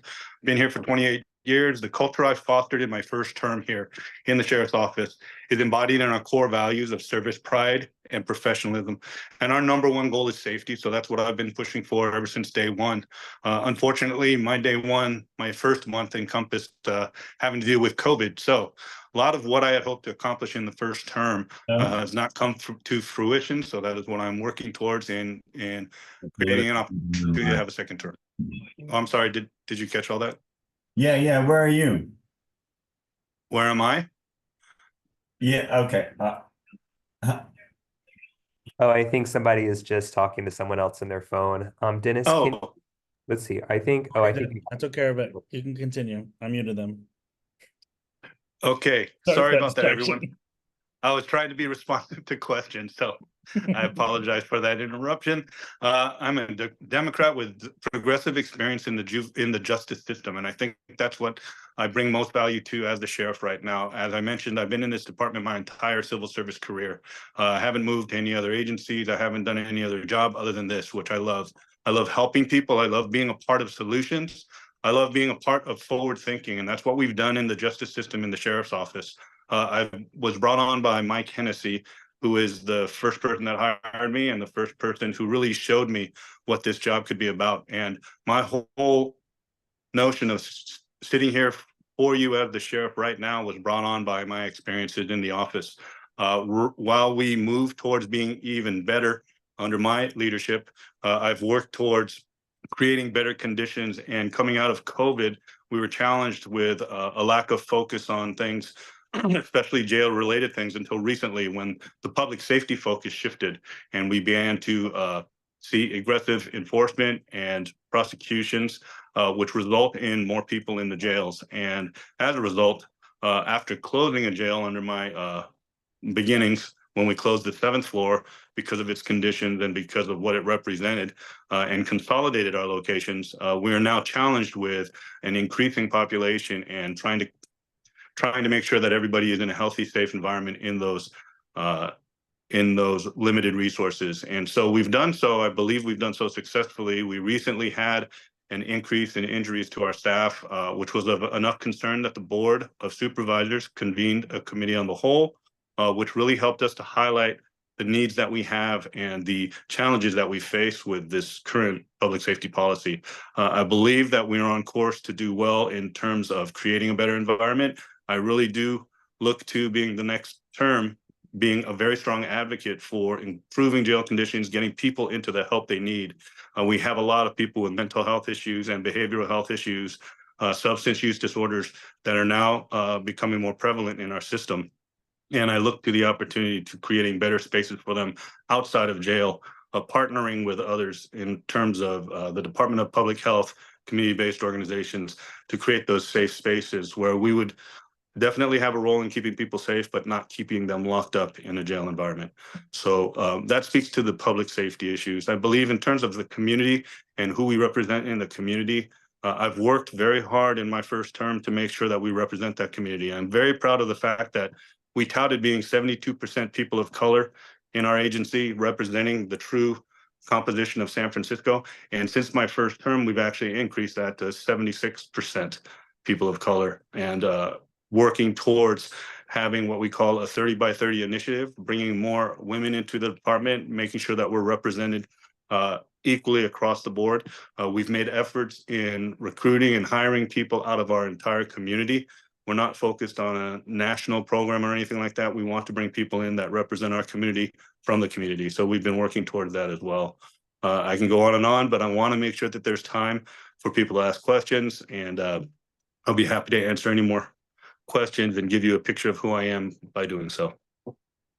Thank you, Paul. And I just wanted to clarify, I just looked again, I think I earlier said that you had submitted a questionnaire. I don't think I saw one. Did you submit one to the Mill Club? I believe that my campaign manager had given me that, and I answered all the questions. So I'll make sure that we get that into you. If it hasn't gotten to you yet, I'll make sure that it does get to you. I do remember it was a pretty comprehensive one, if I remember correctly.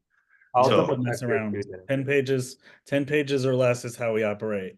It's okay. 10 pages or more. Yes, I work for the city government, so I'm familiar with lots of paperwork. Okay, perfect. And I mean, just one note, when we see some positions apply, they may say, oh, well, I'm running for school board or running for X. And so, I don't have a position on these things. And so just not having your full picture on that, I'll just say, we encourage you to fill it out as completely as possible, because being a pretty progressive LGBT club, our focus is primarily on the issues facing our folks and the folks that we feel are underserved. So I'll make that blanket statement as you're going through, because that's what we'll be looking at as we make our kind of policy endorsements. I appreciate that. I think your questionnaire was divided into the different categories, which was helpful in keeping focus on the answers and everything. So I'll make sure that you get our copy. Perfect. Thank you so much. I will pause for the folks in the room. Any questions for anyone for Sheriff Paul? Thank you so much, Reed. I see your hand up. Sorry, less of a question, more just about the questionnaire. I'm the one watching the email account. I apologize if your questionnaire did come in. I'm kind of going back and double checking. If it did, apologies. I will correct the record here during the interview. If not, then yeah, just what Dennis mentioned. And it sounds like you did see it. So thank you for taking a look at that. Apologies if there were any crossed wires. Oh, no worries. I know I'm overworking my campaign manager right now, so I'm sure it's on our end, not yours. Cool. Yes. Thank you. Lisa, I see your hand up as well. Yes, thank you. So my question is, what more can we do for, so it seems like you were saying how your staff and deputy sheriffs represent the people from the community as far as race, ethnicity, and gender identity. And so what have you done, or what could you do better than for accountability, like anti-bias training, for example, for accountability? We have ongoing training every year, and all of us are required, all of my uniform personnel are required to go through 24 hours of what we call advanced officer training, and included in that is our gender bias cultural competency training that we apply to everybody. We just went through one cycle where we had I believe it was a total of 8 hours. We have plans to do another 4-hour follow-up this year. It's an ongoing type training. Plus, we also have web-based online training.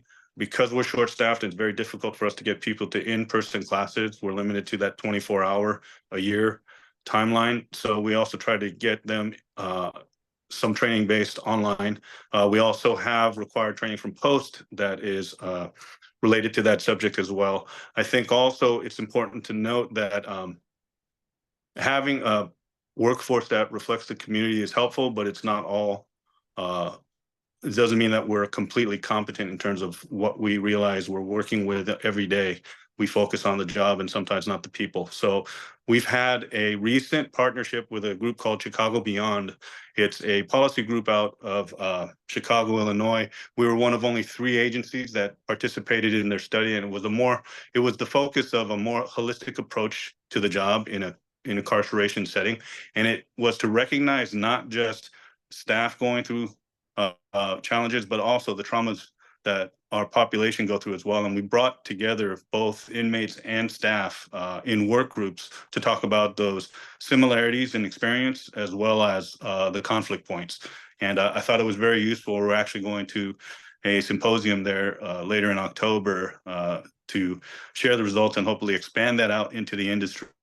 So that more agencies look to that as something to watch out for, not just focusing on their staff, but also focusing on the population as having shared experiences.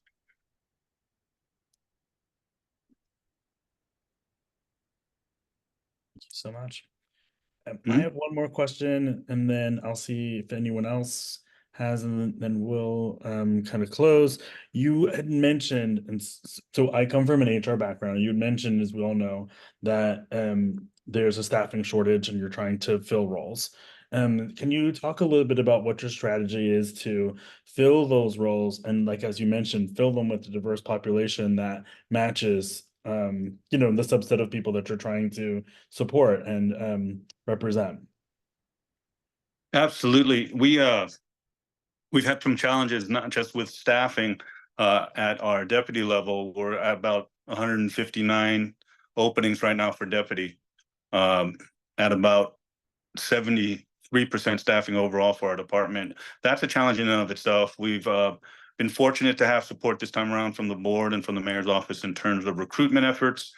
In the past, for example, in comparison to the police department, they have anywhere from 12 to 20 officers who are assigned to recruiting. I have 1 deputy.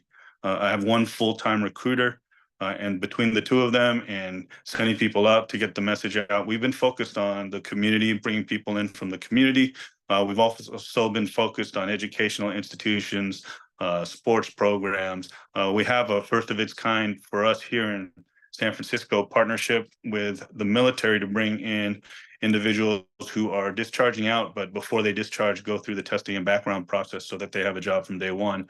That was something that was only applied prior to this to private businesses and everything.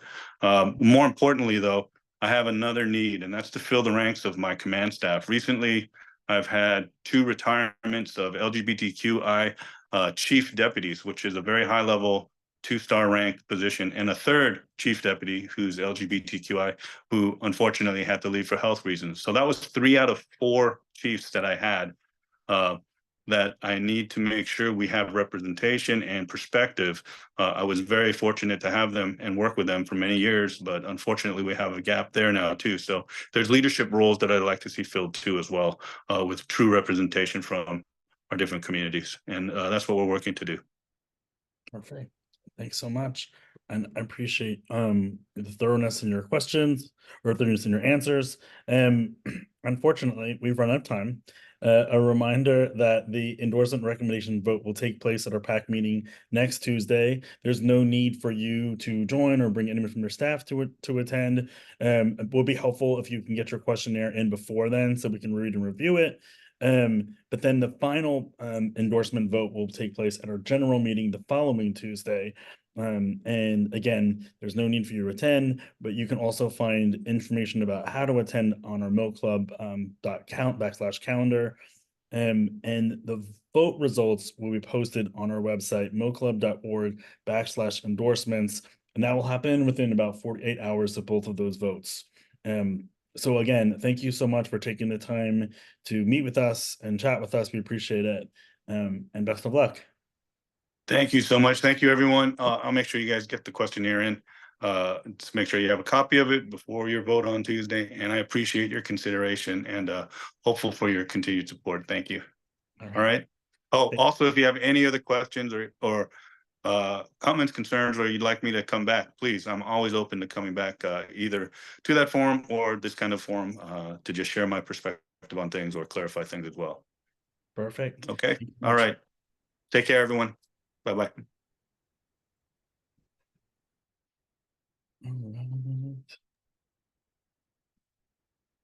Hey there, David. Thanks so much for joining us. Of course. Good afternoon, guys. Hope the afternoon hasn't been too long for you. No, it's been not too bad. I'm Dennis. I'm the Milk Club officer. And just a reminder for you that this interview is being recorded and also be posted to our website. So for folks who can't join to participate. And thank you for participating in the endorsement process. We appreciate it. Appreciate your time. I saw that you submitted a questionnaire, which is great.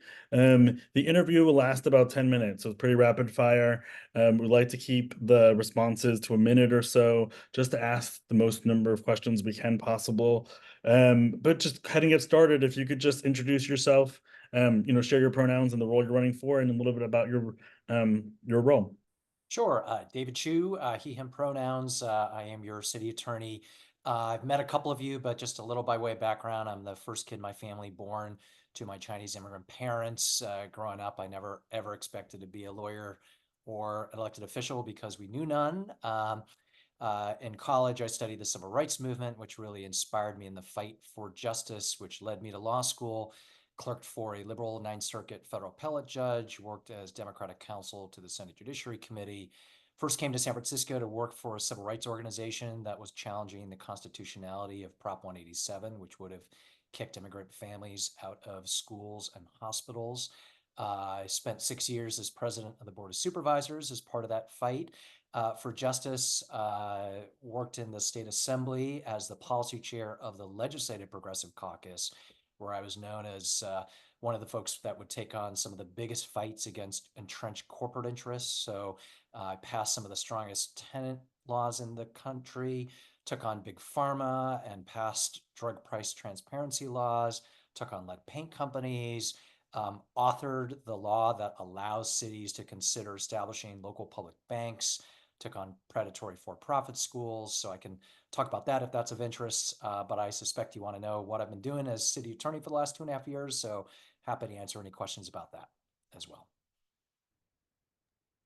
Excellent. Thanks, David. I have one question based on your questionnaire, and then I will open it up to the general club to kind of give their questions, and maybe they have some things they'd like to ask you. And I saw that you mentioned I think you had raised 140,000 so far for this race.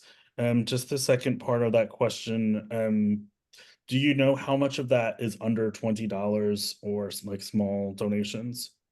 I don't off the top of my head. I have to admit, I was traveling with my family over literally this past week when the questionnaire came in. So I just have, I don't know that, but I'm happy to tell you. I off the top of my head, I just don't know. Okay, that's fair. Do you know how much is under $14.99? Just kidding.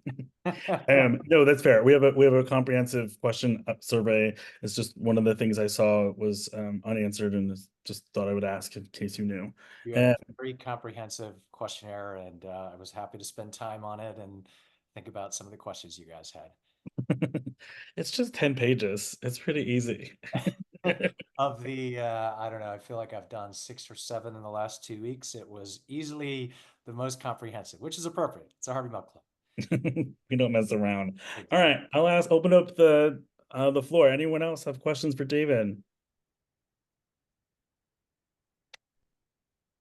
While we're waiting, I realize if I can just take a moment to talk about my time as city attorney. So a lot of what we've been doing is really trying to establish accountability for special interests. And so one of the first things that I focused on was a lawsuit that has made the opioid industry pay $350 million to our city for flooding San Francisco with dangerous drugs. We have taken on big oil to make them pay for climate change and sea level rise in one of the most significant lawsuits in that area in the country. We're cracking down on big tobacco and what they're doing as far as marketing to kids. We've had quite a number of lawsuits against companies that are looking to defraud consumers. I established our office's first worker protection office because we discovered that there were so many low-income workers who were being taken advantage of. And to date, we've secured, I think, $13 million in counting in settlements for workers that were illegally denied health care or sick leave. Under my watch, we have sued quite a number of slumlords to enforce health and safety codes to protect tenants who've been living in dangerous conditions. Work closely with a lot of folks in town to save Laguna Honda when it was threatened with closure by the federal government. And then I'll mention in this time period, post-Dobbs, after Roe v. Wade was overturned, we launched the Legal Alliance for Reproductive Rights to provide pro bono services through lawyers in the Bay Area to folks who are seeking abortions and seeking to provide abortions after the federal constitutional right was knocked down by the Supreme Court. So we're really doing a lot across a number of spectrums. And then maybe one final thing I'll mention is one top focus of our office since coming into my position in 2021, we spent a lot of time cracking down on corruption by public officials, city contractors, those who are abusing the public trust. That has occupied an awful lot of time, and happy to talk about that work if that's of interest. Excellent. Thanks so much. I see Joshua's hand is raised. Yes, hi, City Attorney Chu. Nice to see you. One of the questions that I had, just because I've been paying really close attention to the fallout after Grants v. Pass, or Grants Pass v.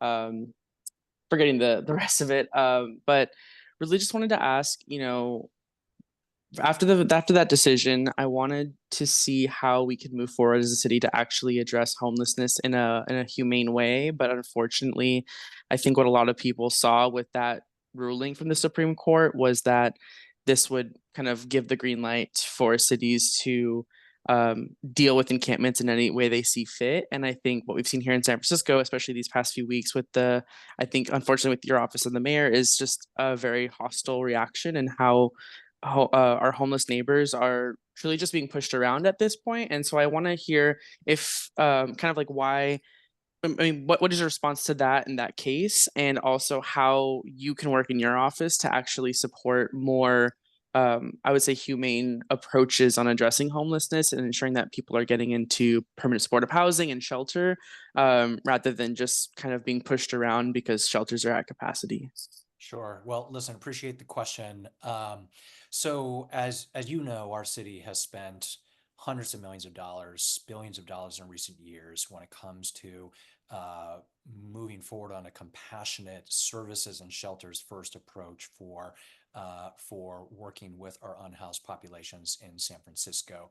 And the challenge with the injunction that was put in place against San Francisco is it made it difficult to address the balance that San Francisco has been trying to strike between providing shelter and services to folks, but also ensuring that streets are clean and safe.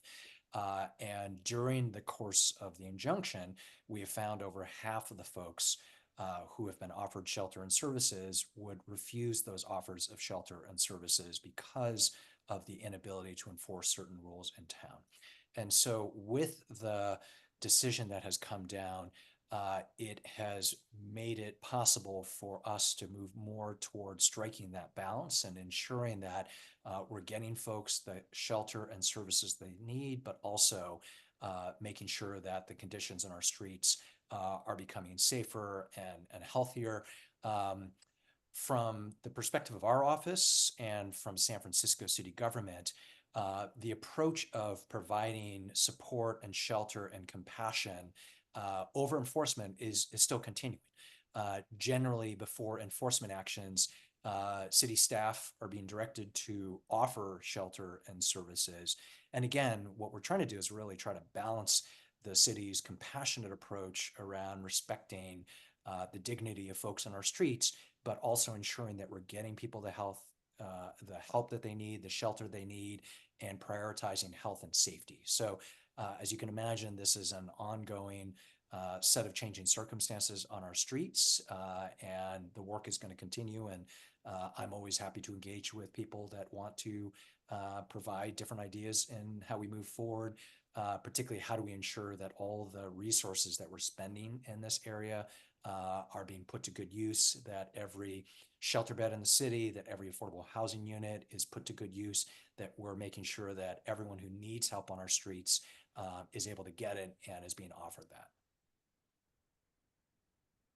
Thank you. I see Lisa's hand is raised as well. Go ahead, Lisa. Oh, hi, David. So my question is kind of just broad, but do you think that we're in a neoliberal phase? Or, what's the difference between that and a democracy? Are we in an oligarchy? Can you speak to that? Are you talking about our country? You're talking about Yeah, our country. City? Mhm.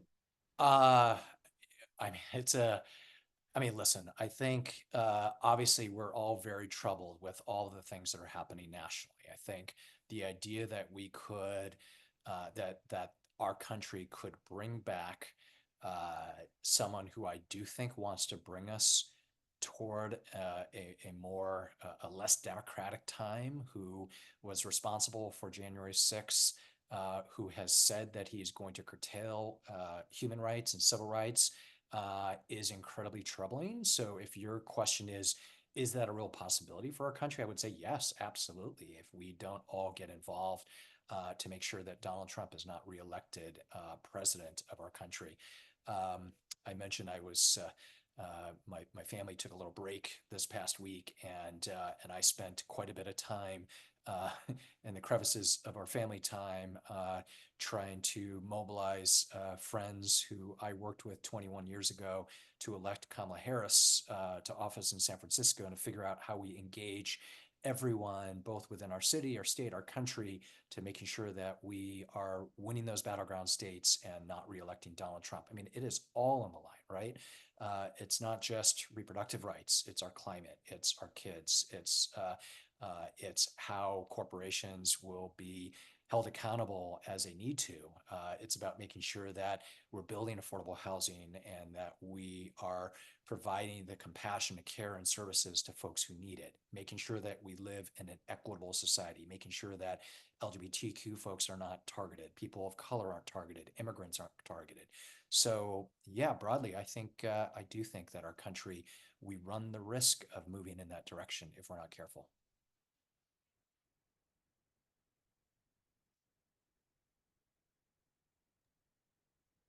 Right. Thank you, everyone, for your questions, and David for taking the time to give such thoughtful responses. Unfortunately, like I said, 10 minutes is never enough. Goes fast. It goes quickly, right? So we're at the end of our interview time today. So I'll just remind folks that the answers, the next round of endorsements will happen at our PAC meeting on Tuesday. And so you or your staff are not required to attend. And then the final round of endorsements will happen at our Milk Club meeting the following Tuesday. And both of those can be found at milkclub.org/calendar. You can find details about joining either of those. We will also be posting the results about 48 hours after both of those meetings, and you can find those at milkclub.org/endorsements. So, sorry, do you have a question? No, I just want to thank you. I appreciate the support of the Milk Club in the past, and at this point, I'm endorsed by pretty much everyone who's endorsed in this race, including Supervisors Peskin, Chan, Melgar, Ronan, Safai, Walton, etc., and Labor, Sierra Club, Jane Kim, etc. But just appreciate your engagement, and I'm also happy to come back at future dates if you guys want to engage about the work of our office. So thank you, and hope the rest of your afternoon is good. Perfect. Thanks so much, David. Appreciate it. See ya. Okay. And I see Ruth has joined us. As you see, we're running just a few minutes behind, so thank you. Yeah, no worries. Joshua, are you able to jump on for the second part?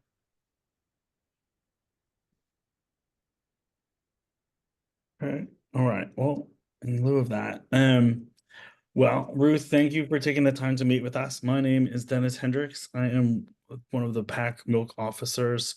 Just a reminder, this interview is being recorded and will also be posted for those who can't make it. So thank you for participating in our endorsement process and for submitting a questionnaire as well.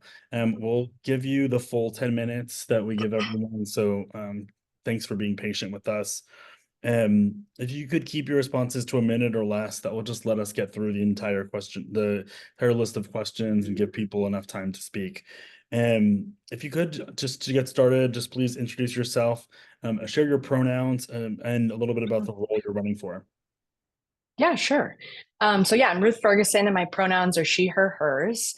So City College is a place for incredible exploration, reinvention, and economic opportunity. But as you all may be aware, it's also facing some real challenges, low enrollment, and kind of long-term questions about stability that so many community colleges across the country are also facing currently.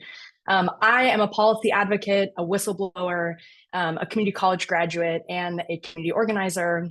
And I will build collaboration on the board to support a thriving city college.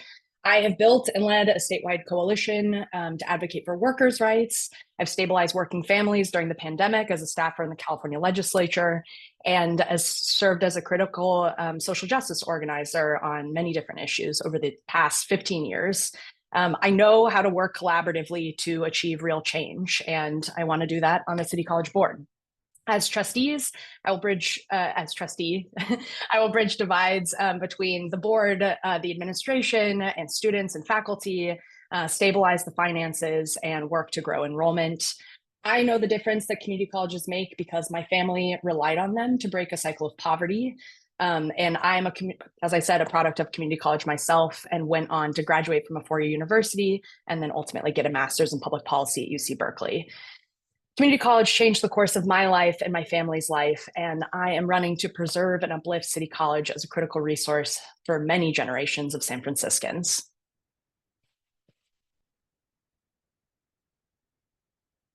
Oh, I think you're muted, Dennis. Thanks so much, Ruth. Yeah. I'm gonna just start off. I know that you said you transferred to a community college before university. What experience do you have with City College specifically?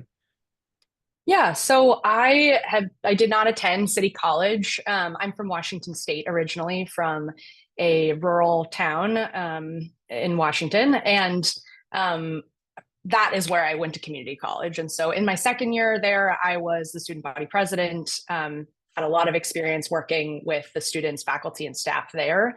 Yeah, I have not attended classes at City College, but I am somebody who has, benefited from community college. My family has, like I said, really changed the course of our entire lives through community college. So I think my kind of experience is understanding the needs, the lived experiences of community college students, and also as somebody who advocated for community college students specifically.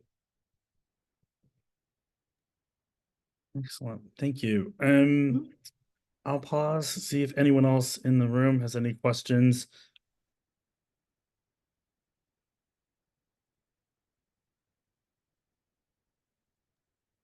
I do have a question. Sorry. Yeah. Go for Yeah. it, Lisa.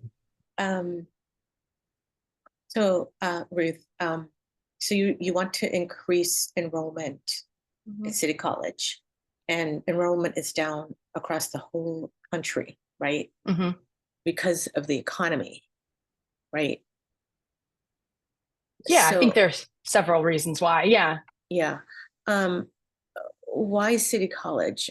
It's a public institution, and would you ever consider being a trustee at a private higher education institution? Oh, okay. So okay. So the question is, yeah, would I ever consider being a trustee at a private institution? Yeah. I'm sorry. Then if it's private, it wouldn't be a trustee. I guess it would be on board. Whatever. Also, Yeah. yeah. Yeah. I I don't know mean, the difference there. Oh, sure. That's okay. That's fine. My interest in City College is because it's a community college, because like that is a system that I understand.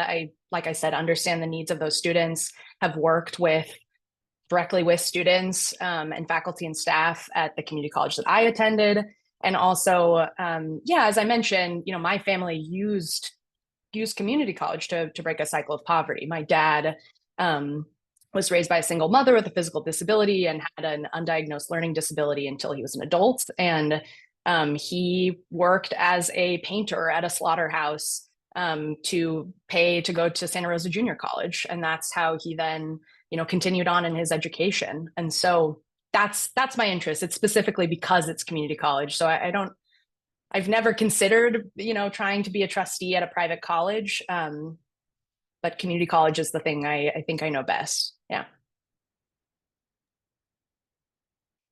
Thank you. I appreciate those questions. My question's more about one, it's two-part, right? One's about endorsements and the other's about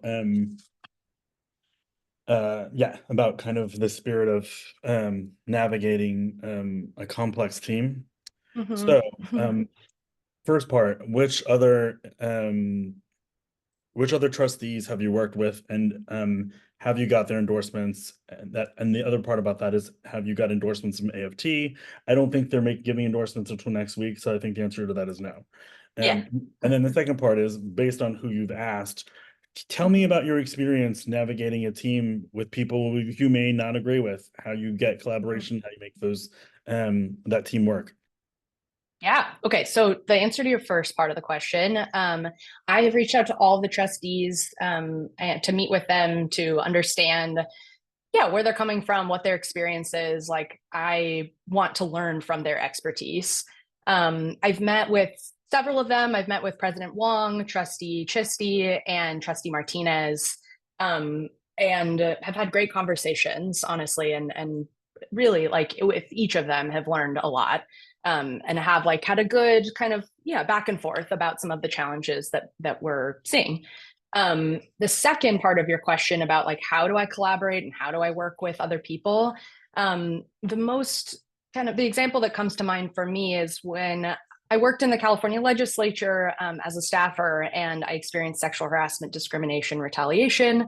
I went through their investigation process, and while I went through that, was kind of taking note of all the different ways that it really was impacting me as somebody who has an incredible amount of privilege in so many different ways, and pushed me to a point that I think I never thought I would get to. And so I began to advocate and privately lobby legislators. And after about a year and a half of doing that and working with legislators, trying to work from the inside, we realized that we were facing kind of immovable barriers. And so I came forward in the Chronicle a couple of years ago, explaining my experience, and then built a coalition with other staffers to kind of address these concerns. And it took, there were several months where we kind of had to be bomb throwers, I think, like to get the attention of the public, to get the legislature to take it seriously. We had to really like sound the alarm. But then also, in order to achieve change, to actually like get policy reform, we then, several months in, came to the table with Senate leadership, and I authored a policy analysis with 4 kind of incremental next step pieces of policy that the legislature could implement to address some of the concerns that I and others had faced in this process. And the legislature then turned right around and implemented 3 out of 4 of those. And so I think for me, it's like really understanding that each group has their own self-interest, that they often, I think groups are like doing the best they can, and policymakers are, and it's up to, I think, the public and advocates to kind of hold their feet to the fire, but then also come with solutions and come to the table and try to find common ground. Okay, thank you for those examples. Mhm. And my understanding is you're going to try to receive AFT's donation not tomorrow, but the following Monday? Endorsement? Endorsement, yes. I think my meeting, it's sometime next week. It's like early to mid next week, but I can't remember the exact day right now. I don't think it's Monday though. I think it's Wednesday. Next Monday, next Wednesday. Yeah, I could look if you're It would just be helpful to know. We obviously care deeply about where labor stands, and AFT is the labor organization we care about. I can reach out to Eric to get his perspective. I am connecting with other trustees, so I'm asking where people are because we're going to be doing our research, but it'd be helpful to know where you are in the process. And I just looked and it's Friday, by the way. Sorry. This Friday. Oh, perfect. Yeah. So it'd be helpful if you were able to just share with our with the PAC account, just kind of where you are with that, because that's going to be a key endorsement that we're going to be looking to follow up on. Any questions from anyone else in the room? I saw one just confirming that information is on someone put it in a text, and maybe it will just, let me see if I can find the question. How long have you been in San Francisco? I believe that's in the questionnaire, but if you wouldn't mind answering it, that'd be great. Sure. Yeah. I've been in San Francisco for a little over 4 years. Before that, I was living in the peninsula, so nearby, and was working as a field rep. So working in that community, in the California legislature. So I've been in the Bay Area since 2017, but San Francisco since 2020. Excellent. Thanks so much, Ruth. So just in closing, because I know we have another interview as well. The next step is that our club will have endorsement meetings on Tuesday, where the PAC committee will discuss, and then the following Tuesday will be our final vote, and that will take place at our general membership meeting. There's no requirement for you or for anyone on your staff to attend either of those. Like I said before, it'd be helpful to get an update on where your endorsement with AFT goes. Is that something we'll be paying close attention to? But we have relationships with them, so we can also follow up with them as well. And then all nomination results will show up on our website within 48 hours, mooclub.org/endorsements. You can follow up with them. And thank you so much for taking the time to complete the survey, meet with us. I know this is rapid interviews going on throughout with all the clubs, so I appreciate you taking the time and speaking with us. Yeah, thank you for taking the time too. I know there are several candidates in our race, and we are quite down ballot. But I appreciate you giving me the opportunity, and it was nice to chat. And your endorsement questionnaire was very thorough, but I had honestly, like it was interesting to fill out, and I appreciated the opportunity to kind of explain myself a little bit more. So yeah, thank you. Perfect. Thank you so much. Yeah. All right. Goodbye. I saw David in the waiting room and then I didn't see him. So I don't know if he dropped off. I will pause the recording for the time being and then see if he checks in again. There we go. All right. Well, hello. My name is Joshua. I use he, him pronouns, and I serve as the Milk Club's PAC officer. One of them, me and Dennis. So just as a reminder that this interview is being recorded and will be posted to our website for those who couldn't make it today. Just thank you for participating in our endorsements process, and thank you for submitting a questionnaire. The interview will last about 10 minutes, so if you could keep your responses to about a minute or less to maximize the number of questions that we can ask. But first, just to get us started, can you please introduce yourself, your pronouns, and the role that you are running for? Yes, so my name is David Kim. I use the pronouns he, him. I currently work as a public child dependency attorney for parents. I'm in children's court every day, and I see the realities of our system failing millions and thousands of families, with children being removed, parents surviving, fighting to survive, communities having no resources, safety lines, safety nets, lifelines. And so really running to bring back power to the people. This is not our first time running, it's our third time. So it shows that we're not just going to go in and give up, we're resilient. We won 49% in the November 2022 general election. And we only lost by 3,000 votes out of a total of 121,000. And so this time we're running to really close that gap as we've made a lot of inroads and are fighting for a people-centered government, co-governance, and life-empowering policies. Awesome, thank you. The next question to kind of get us started, and then if folks have questions, you can go ahead and raise your hand. I'll get to it right after. But the next question is, why are you running, and why are you running right now? So we ran twice before. The initial reason why I had run wasn't because it was a result of years of thinking and planning or anything. It was because I was radicalized as somebody having experience working 3 jobs to make ends meet. And I was actually volunteering for a progressive grassroots candidate who ran for the seat prior to when I did. I was a volunteer for his campaign as a Green Party candidate in a very one of the most left-leaning progressive districts in California. I believe we are the leftist, quote unquote, according to the Point Index. Out of less than 1% that are registered green, he won 27% of the general election vote as a 25-year-old no-name candidate. And we asked him to run for Democrats next year and to really win against the incumbent. He decided not to and rest. And I said, hey, can I run in your place then? So that's how that happened in 2020. Out of 5 primary candidates, we made second. We advanced to the general election. We were outraised 10 times, won 47%. Why now? Things haven't gotten better. Things continue to get worse. Our district's the 4th poorest in all of the 52 congressional districts in California, 20th poorest. There's so many things that we could be doing, but it's not happening because they're not being prioritized.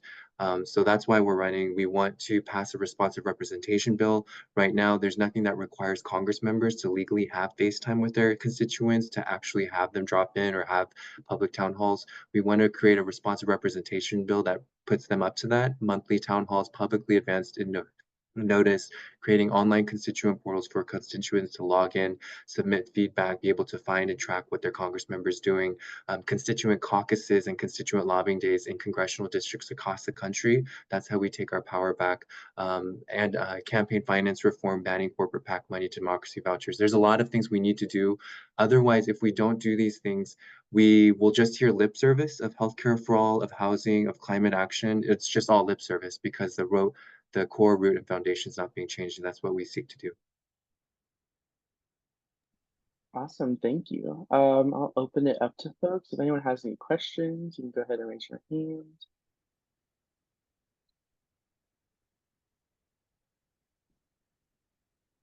Lisa, go ahead. Okay, thank you. So a question, maybe you could just talk to what if our country is a democracy, if it's in a phase of neoliberalism, And if you believe that if we are now living in an oligarchy or plutocracy. Yes, Lisa, thank you so much for that question. I believe that we are. Bernie Sanders said it straight up several years ago during the 2016-2020 campaign. We are in an oligarchy where it's the rich, the few, the wealthy that are really controlling everything from top down. This trickle down approach where it's this idea of if you give big corporations and big people at the top money, it'll trickle down to the workers, to families, but it's not. It's just staying up there collected. And so we have one of the biggest sort of laundering machines, laundering systems, not sort of, but we have a biggest laundering system, and that's evident in our government, where every election we have corporations and special interests pouring millions, what we just saw in St. Louis this past week, pouring millions into campaigns to politicians to get reelected. And then during budgeting process, those same millions and billions go back to these corporate and special interests. And so while this money is being handed back and forth to each other, the people are completely left out. And one more mention on that, kind of where we're living. I mean, it's not just, I mean, and I guess for me, it's not just people being liberal for the sake of being liberal. I think it's definitely more popular than it was before, because that's also based on, hey, are you really listening and centering your politics, centering everything you do on the people right now? Are you actually having conversation with them right now? And the way we see it, we see political leaders in Washington, they're not listening or talking with their constituents at all, or activists. I've met with my Congress member when I first lost, and I said, hey, you need to meet these lists of activists, these organizers, because they're really doing the work too. And you can't be legislating from just only what your party leaders tell you. You need to be legislating what your constituents are telling you, and flipping that from bottom to top. And so one last thing, sorry, I know you said keep it to 1 minute. One last thing is, we used to have a three-legged stool back in the days where you had people had savings, they had a pension, and then they had the stock market. But obviously, since decades ago, people can't even participate in the stock market. That's for the rich and the few. There's no longer anything called savings. 70% of Americans are living paycheck to paycheck. So now that three-legged stool became a one-legged stool. And pension, it died in the 70s because that's when corporate interests started lying in bed with politicians in DC, where corporations, their utmost priority used to be workers and the maximum benefit and welfare of their workers and their families. But then it became, how do we maximize profit for our shareholders, cutting costs at all corners, including reducing living wages for our workers. And so we're definitely living in an oligarchy. Dennis, sorry about that. Thank you, David. Trying to ask this question of most candidates, but what do you think sets you apart? It's Jimmy Gomez, right? Your opponent. What do you think sets you and Jimmy apart? What makes you different? Well, firstly, we're very upfront, forward, honest. I think we really need to flip the script of this whole trickle down politics, trickle down economy, and flip it.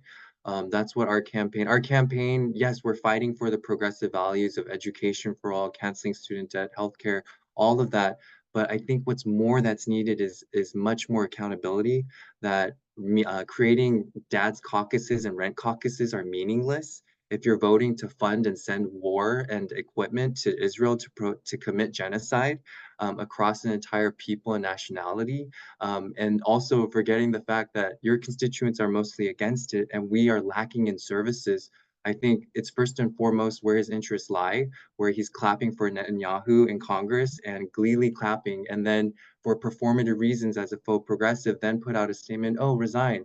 That doesn't make sense. And so he claims he doesn't take corporate PAC or APAC special interest money, but he's taken over $500,000 yet. And so we really need Congress members who will create special task forces on homelessness and small business and not create meaningless renters caucuses that really are just social clubs within Congress. And so we want to bring co-governance in the picture. We want to bring people profit-centered, people-centered politics in the center of all the things. And so please check out our website. Our responsive representation bill is huge, and all of the things that we do want to do in that regard. Yes, and then David, just for if you can get like a 1 minute response as to the one last question, and then we'll close on up, is As you may have known, it's been a crazy past month for federal politics with the switching of the top of our ticket. So many people, so many things changing and everything with national politics. But I want to know what your reaction has been. Just Joe Biden stepping down as the nominee and Harris as the new presumptive, no, actually the new official Democratic nominee, and Governor Walz on the ticket as well. Yeah, and I realized I didn't answer a part of Dennis's thing, so I'll close with that too. Um, in terms of it's the landscape's changing, and I hope and believe, and we will continue to push that it continues changing in terms of beliefs, platforms, and priorities that are set by the party and by now our confirmed convention happening, presidential and vice presidential candidates. I think the fact that Vice President Kamala Harris, the fact that she chose Waltz is showing that in terms of all of the actual realistic choices that we did hear, she did pick the one that was less disastrous as much. And I'm not, and I apologize if there's not a better word to use, but obviously I think a lot of us know there could be the perfect VP candidate, and I don't believe he was that, but he was in terms of a representation that Kamala's listening, that she's trying to listen, whatever her motive might be. We don't know that. But she's listening, she's trying to listen.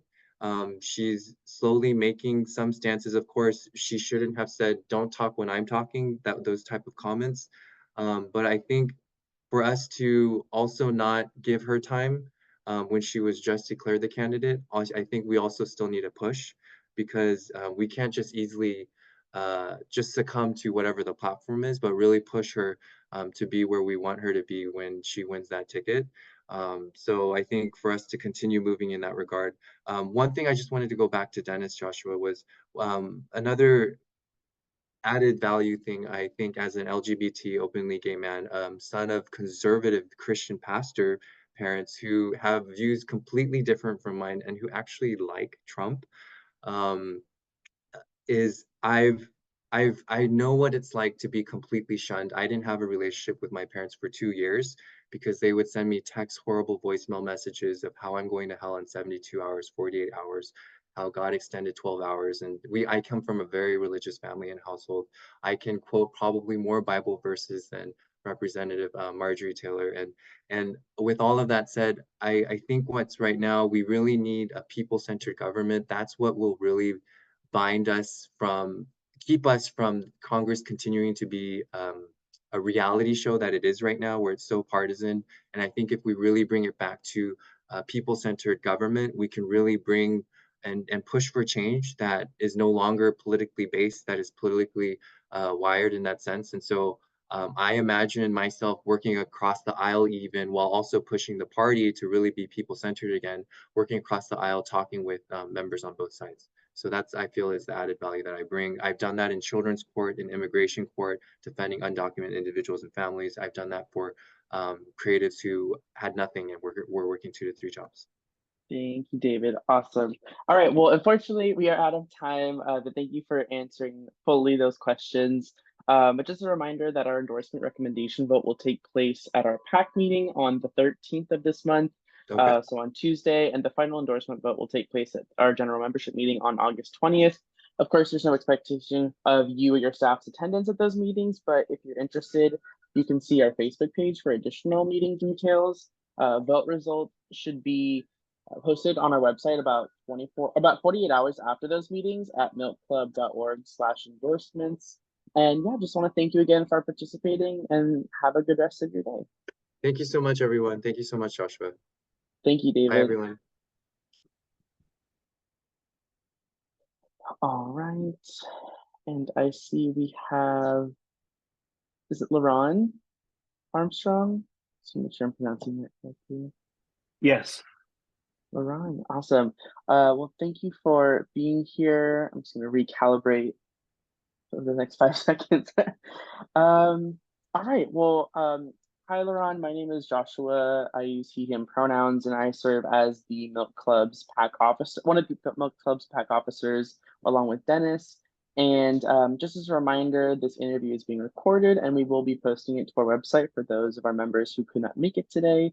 I just want to thank you for participating in our endorsement process and thank you for submitting a questionnaire. This minute will last about 10 minutes. I know we're a little bit behind, but you'll still get your 10 minutes. So please just try and keep your answers to a minute or less in order to maximize the number of questions we can ask. But first, could you introduce yourself, your name, your pronouns, and the role that you are running for? Yeah, LaRon Armstrong, he and him. I'm running for Oakland City Council member at large. I've been with the city of Oakland. Well, I was born and raised in the city of Oakland, and I was the former police chief for the city of Oakland for 2 years and spent 24 years with the Oakland Police Department. Awesome, thank you. But yeah, let's get into our first question. And folks, again, if you have questions percolating, raise your hand. But to start us off, why are you running and why are you running now? Yeah, I'm running because as someone born and raised in Oakland, with a career in public safety, I believe that I'm best positioned to address the issues around public safety in the city of Oakland.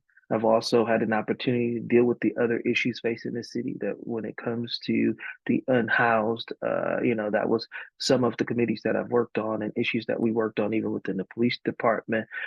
When it comes to the budgetary crisis that we find ourselves in the city of Oakland, I have experience managing the largest department in the city of Oakland, as well as the largest budget of any department in the city of Oakland, which exceeded over 300 million. I think I bring a level of experience when it comes to executive leadership that no one else has. Obviously, someone that I have a master's degree in organizational leadership, a graduate of the Harvard Executive Business Institute certificate program. And so I feel like, with my experience, it was time. I mean, as somebody who cares about Oakland, has a passion for Oakland, cares about what happens in this city, it felt like right moment to bring my experience to bear right now because Oakland is facing a crisis, if you would, in terms of all of the challenges it's facing. And I just felt like in this moment, my experience could be useful. Awesome, thank you. Yeah, folks have questions. You can go ahead and raise your hand. Lisa, you have a question? I do, thanks. I don't live in Oakland, but I was just wondering, Laurent, did you seek the endorsement of Oakland Rising Action? And why or why not?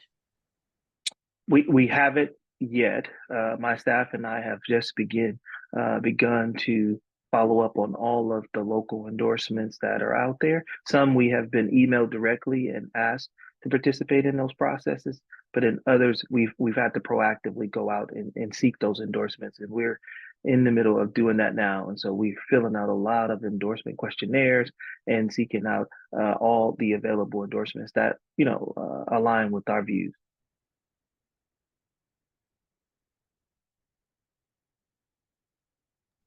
Awesome. I do have a question. So as I'm sure you are well aware of, in Oakland, same here in San Francisco, is housing is a critical and important issue, especially when it comes to housing affordability and the protection of tenants' rights. And so on your questionnaire, I saw that you didn't say anything for splitting doing a split roll repeal of Prop 13. So maybe touch on that, as well as why you do not support the repeal for Costa-Hawkins and the Ellis Act, seeing as those are two pretty anti-tenant policies, and would like to hear more about just those answers and then your greater tenants' rights views.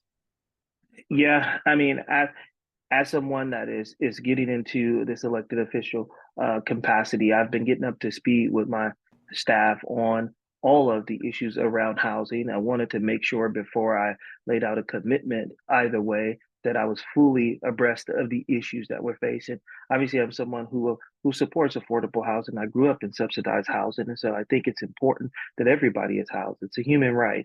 But I also have been hearing from constituents that just would like for me, before I make a decision, to hear their perspective about the impact that some of the laws have had on some certain property owners and certain groups that feel like it's important that we have an open dialogue. And so I must say, as somebody who's a public safety expert, I am still working to get up to speed on our housing issues and our housing concerns. And so I want to make sure before I make those certain commitments that I'm sure about the issue and that I'm confident that I can, follow through on the things that I say. One of the things that I pride myself on doing is making sure that I make informed decisions. And I want to be someone that hears everybody's voice and then comes to a clear understanding of where I align at. I clearly know that I support affordable housing for everybody. I want to make sure that tenants are not treated unfairly. I've been a renter myself, obviously, and so, but we also, want to make sure that we make laws that are consistent with the well-being of all Oaklanders. And so I just haven't made a complete stance on some issues now, particularly around housing. Yeah, I definitely recommend looking into those, especially since local governments can't have that conversation or dialogue without repealing Costa-Hawkins when it comes to rent control. So definitely look forward to that. But I'll hand it over to Lisa.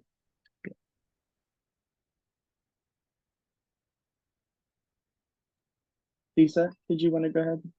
Oh, thank you. If we have time, Laurent, can you speak a little bit about recalls? What's your opinion about recalls in California, and especially in the Bay Area?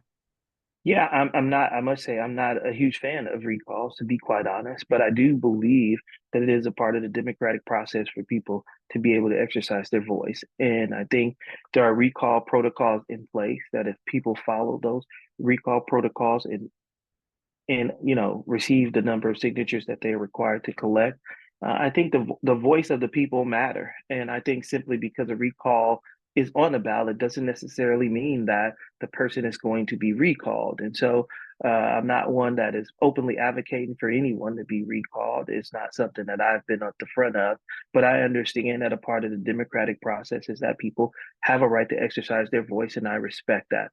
I think what most people, I'm very similar to most people. I, would hope that when people win elections, that they would be able to complete their full term.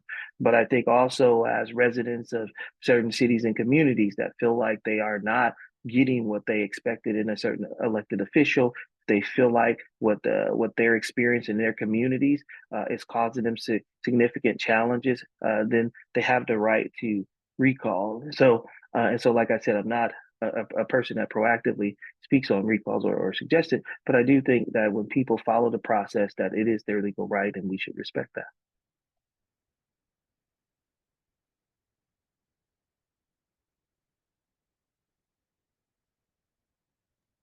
Any last questions from the room? Going once, going twice. Okay. Well, unfortunately, it looks like we are out of time, but thank you, Lerone, for being with us here today. Just a quick reminder, just as a closing, our endorsement recommendation vote will be taking place at our PAC meeting on Tuesday, the 13th, and the final endorsement vote will take place at our general membership meeting on August 20th. There's no expectation for you or your staff to attend those meetings, but if you're interested, you can see our Facebook page for those meeting details. And vote results should be posted after those two meetings, about 48 hours afterwards at milkclub.org/endorsements. But just thank you again for participating, and hope you have a great rest of your day. All right. Thank you for having me. I appreciate it. You too. Thanks so much. Bye-bye. Bye-bye. All right. And it looks like we have our next guest of the podcast, Tanya Love.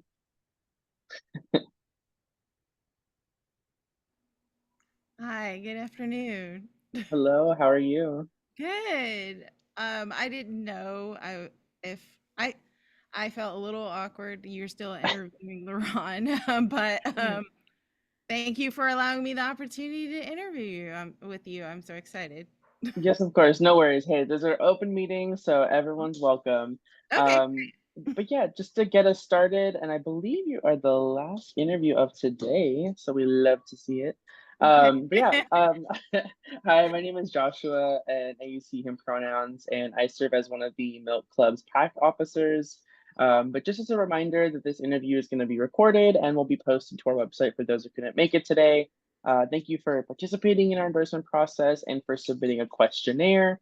The interview, I know we're a little bit late, but we'll still have your 10 minutes. But just to make sure, if you can keep your responses to about a minute or less, that way we can ask even more questions. But just to get us started, did you want to go ahead and introduce yourself, like your name, your pronouns, and the role that you are running for? Okay. My name is Tanya Love. I use she, her pronouns, and I'm running for Oakland City Council at large. Awesome. So another question to start us off, and then again, folks, if you have questions, go ahead and raise your hands. But why are you running and why now? So, just a little bit background. I'm a 28-year resident of Oakland, worked for almost 5 years in the state assembly, and for the past 4 years as chief of staff for Councilmember Carol Fife. And I'm currently serving as the vice chair of the Alameda County Democratic Party. Was elected board member of the CDP Progressive Caucus, and I'm elected board member of the California Democratic Party. The reason why I'm running is because as a long-term resident of Oakland, it's always been Oakland residents who have had my back, and unfortunately, we're experiencing a state of Oakland where people are disillusioned with what's happening, whether it's our public safety crisis, whether it's our unhoused crisis, and it's how our city is looking right now. And so I want to take the almost 15, 16 years experience I've had working at the local city government level to create change, to make Oakland a healthier, livable, thriving city and affordable city for everyone. And as a progressive right now with Councilmember Kaplan, who is also a progressive stepping down, I'm proud to have her endorsement, by the way. I feel it's an important opportunity to maintain the progressive, values of Oakland by running for city council. Awesome. I do have a question right off the bat, but if folks have other questions, go ahead and raise your hand. So one of my questions is on your questionnaire, it has, there's no response for the question about requiring the consent of homeless encampment residents prior to their displacement. No, if there's blanks, no worries. You can always resubmit. So Okay. no worries about that. But I wanted to ask, especially since Grants Pass v. Johnson from the Supreme Court has come down, basically fully giving the green light for local governments to enforce housing encampments in any way they see fit, including what we see in San Francisco recently has been the violent removal of our homeless neighbors. I guess, what is your stance when it comes to how to deal with encampments and how to actually give wraparound support services to the folks who need it the most? First of all, the only answer to solving our housing crisis is providing more housing. I think just sweeping encampments is not solving anything, and it's inhumane, especially in the way that Grants Pass is allowing cities to do it. I don't think we should be using law enforcement to enforce compliance in a situation that, that is not possible. We don't have affordable housing. The rent is too high. There's not enough units available, and to throw someone in jail because of something that they have little control over, it just seems really inhumane to me. Personally, with the help of Councilmember Fife, or me supporting Councilmember Fife, we're looking for spaces for people to be where they're safe and that they have access to services so they can get to a place where they can find permanent shelter. And so we're working on trying to locate spaces in Oakland, whether it's city-owned, county-owned, or state-owned. And we're looking to get funding to provide full services to our community members if they are able to move. Right now, our City of Oakland policy is to offer services and to offer shelter before removal or before moving. But right now, I understand that some unhoused residents don't feel like the shelters are adequate. So what we need to do is to provide adequate spaces for families that have dogs, families that are families, for single men, for all types, where they can feel comfortable to be in that space and be able to be provided services that they need in order to move forward. Awesome, thank you. I'll pass Yeah. it to Dennis. Um, hey there, I'm also a PAC member, PAC officer, and I had the same question, and you answered a lot of it. Both, at first when you said housing, I said affordable housing, and then you clarified that that's what you're looking for. And I think the solution that I hear often is like just more housing, and it's like, does that mean a luxury condo, or does that mean? So I think we're on the same page. So I was happy to hear that. My only follow-up question, and this might just be that you have a more nuanced explanation than yes, no, was just around the abolishment of ICE. You left that blank as well. I'm assuming you might have an answer. I don't know if it's I don't know if you have a more full answer than yes, no, or I'll give the answer the opportunity to respond. Yeah, I don't believe the police should be used again as another method of enforcement on untenable situations. I'm proud to be a resident of Oakland, where we are a sanctuary city. We've already voted on measures to ensure that OPD is not cooperating with ICE in any way, shape, or form. I would be in support of any measure that would actually prevent CHP or any law enforcement to be involved in immigration matters, period. I fully believe that we should provide as much opportunity, spaces, and help to those who are trying to find sanctuary from homes where they used to be, where there must have been violence, there must have been a lots of displacement. There are reasons that people come to America. They come to America for opportunity, and we should not be hindering that. We should be supporting and helping that as much as we can. And so yeah, I am not in favor of ICE being involved in OPD officers or any police officers involved in immigration matters. Thank you. I'll put my hand down. I don't know if anyone else has any other questions based on the survey. I do. Sorry, I Yeah, can't Lisa, find go ahead. my raised hand. Hi, Tonya. What's your position on parcel taxes? As an individual, and then also if you could also speak to would you seek Oakland Action Rising, right? Sorry, Rising Action, Oakland Rising Action, and yeah, those two. Thanks. Okay. So first of all, I think Prop 13 needs to be repealed. I think that's the reason why local governments have to continue to appeal to homeowners to help support the work of our city. We do not have enough funding to do the work that we need to do, and it's because we are currently just giving corporations like a blank opportunity to not pay their fair share. And I was a strong advocate and campaign volunteer for Prop 15. Unfortunately, it did not work out. But I believe that corporations need to be paying their fair share of taxes to alleviate the burden on our homeowners. Unfortunately, right now, as it stands, that's the only method that local cities have to gain additional revenue. I believe in any property taxes that we do try to levy, we need to make sure that those who are low income and those who are struggling have an ability for a waiver of some sort. As far as Oakland Rising, you're wondering if I asked for their endorsement. Is that correct? Yes. And I had an interview with them, I think it was a week ago. I'm definitely a strong supporter of Oakland Rising Action and all the organizations involved in that. And I would be honored to have their endorsement. I was a volunteer of actually Oakland Rising back in 2016. So definitely in support of the work that they do, because I know that they go and they speak to our most vulnerable communities and ask them what they would like to see. And that's a community that I tend to support if I'm elected to office. I think we have like 30 seconds to a minute. Does anyone have any last questions? A quick question also about the recall. What's your opinion on recalls in the counties in the Bay Area? So I'm not in support of the recalls. And as a vice chair of the Alameda County Democratic Party, we have already passed resolutions asking people not to sign the recall petitions for our district attorney, and a resolution in support of our mayor. In general, I feel that elections should be used as the way to determine whether or not an elected official gets to keep their job.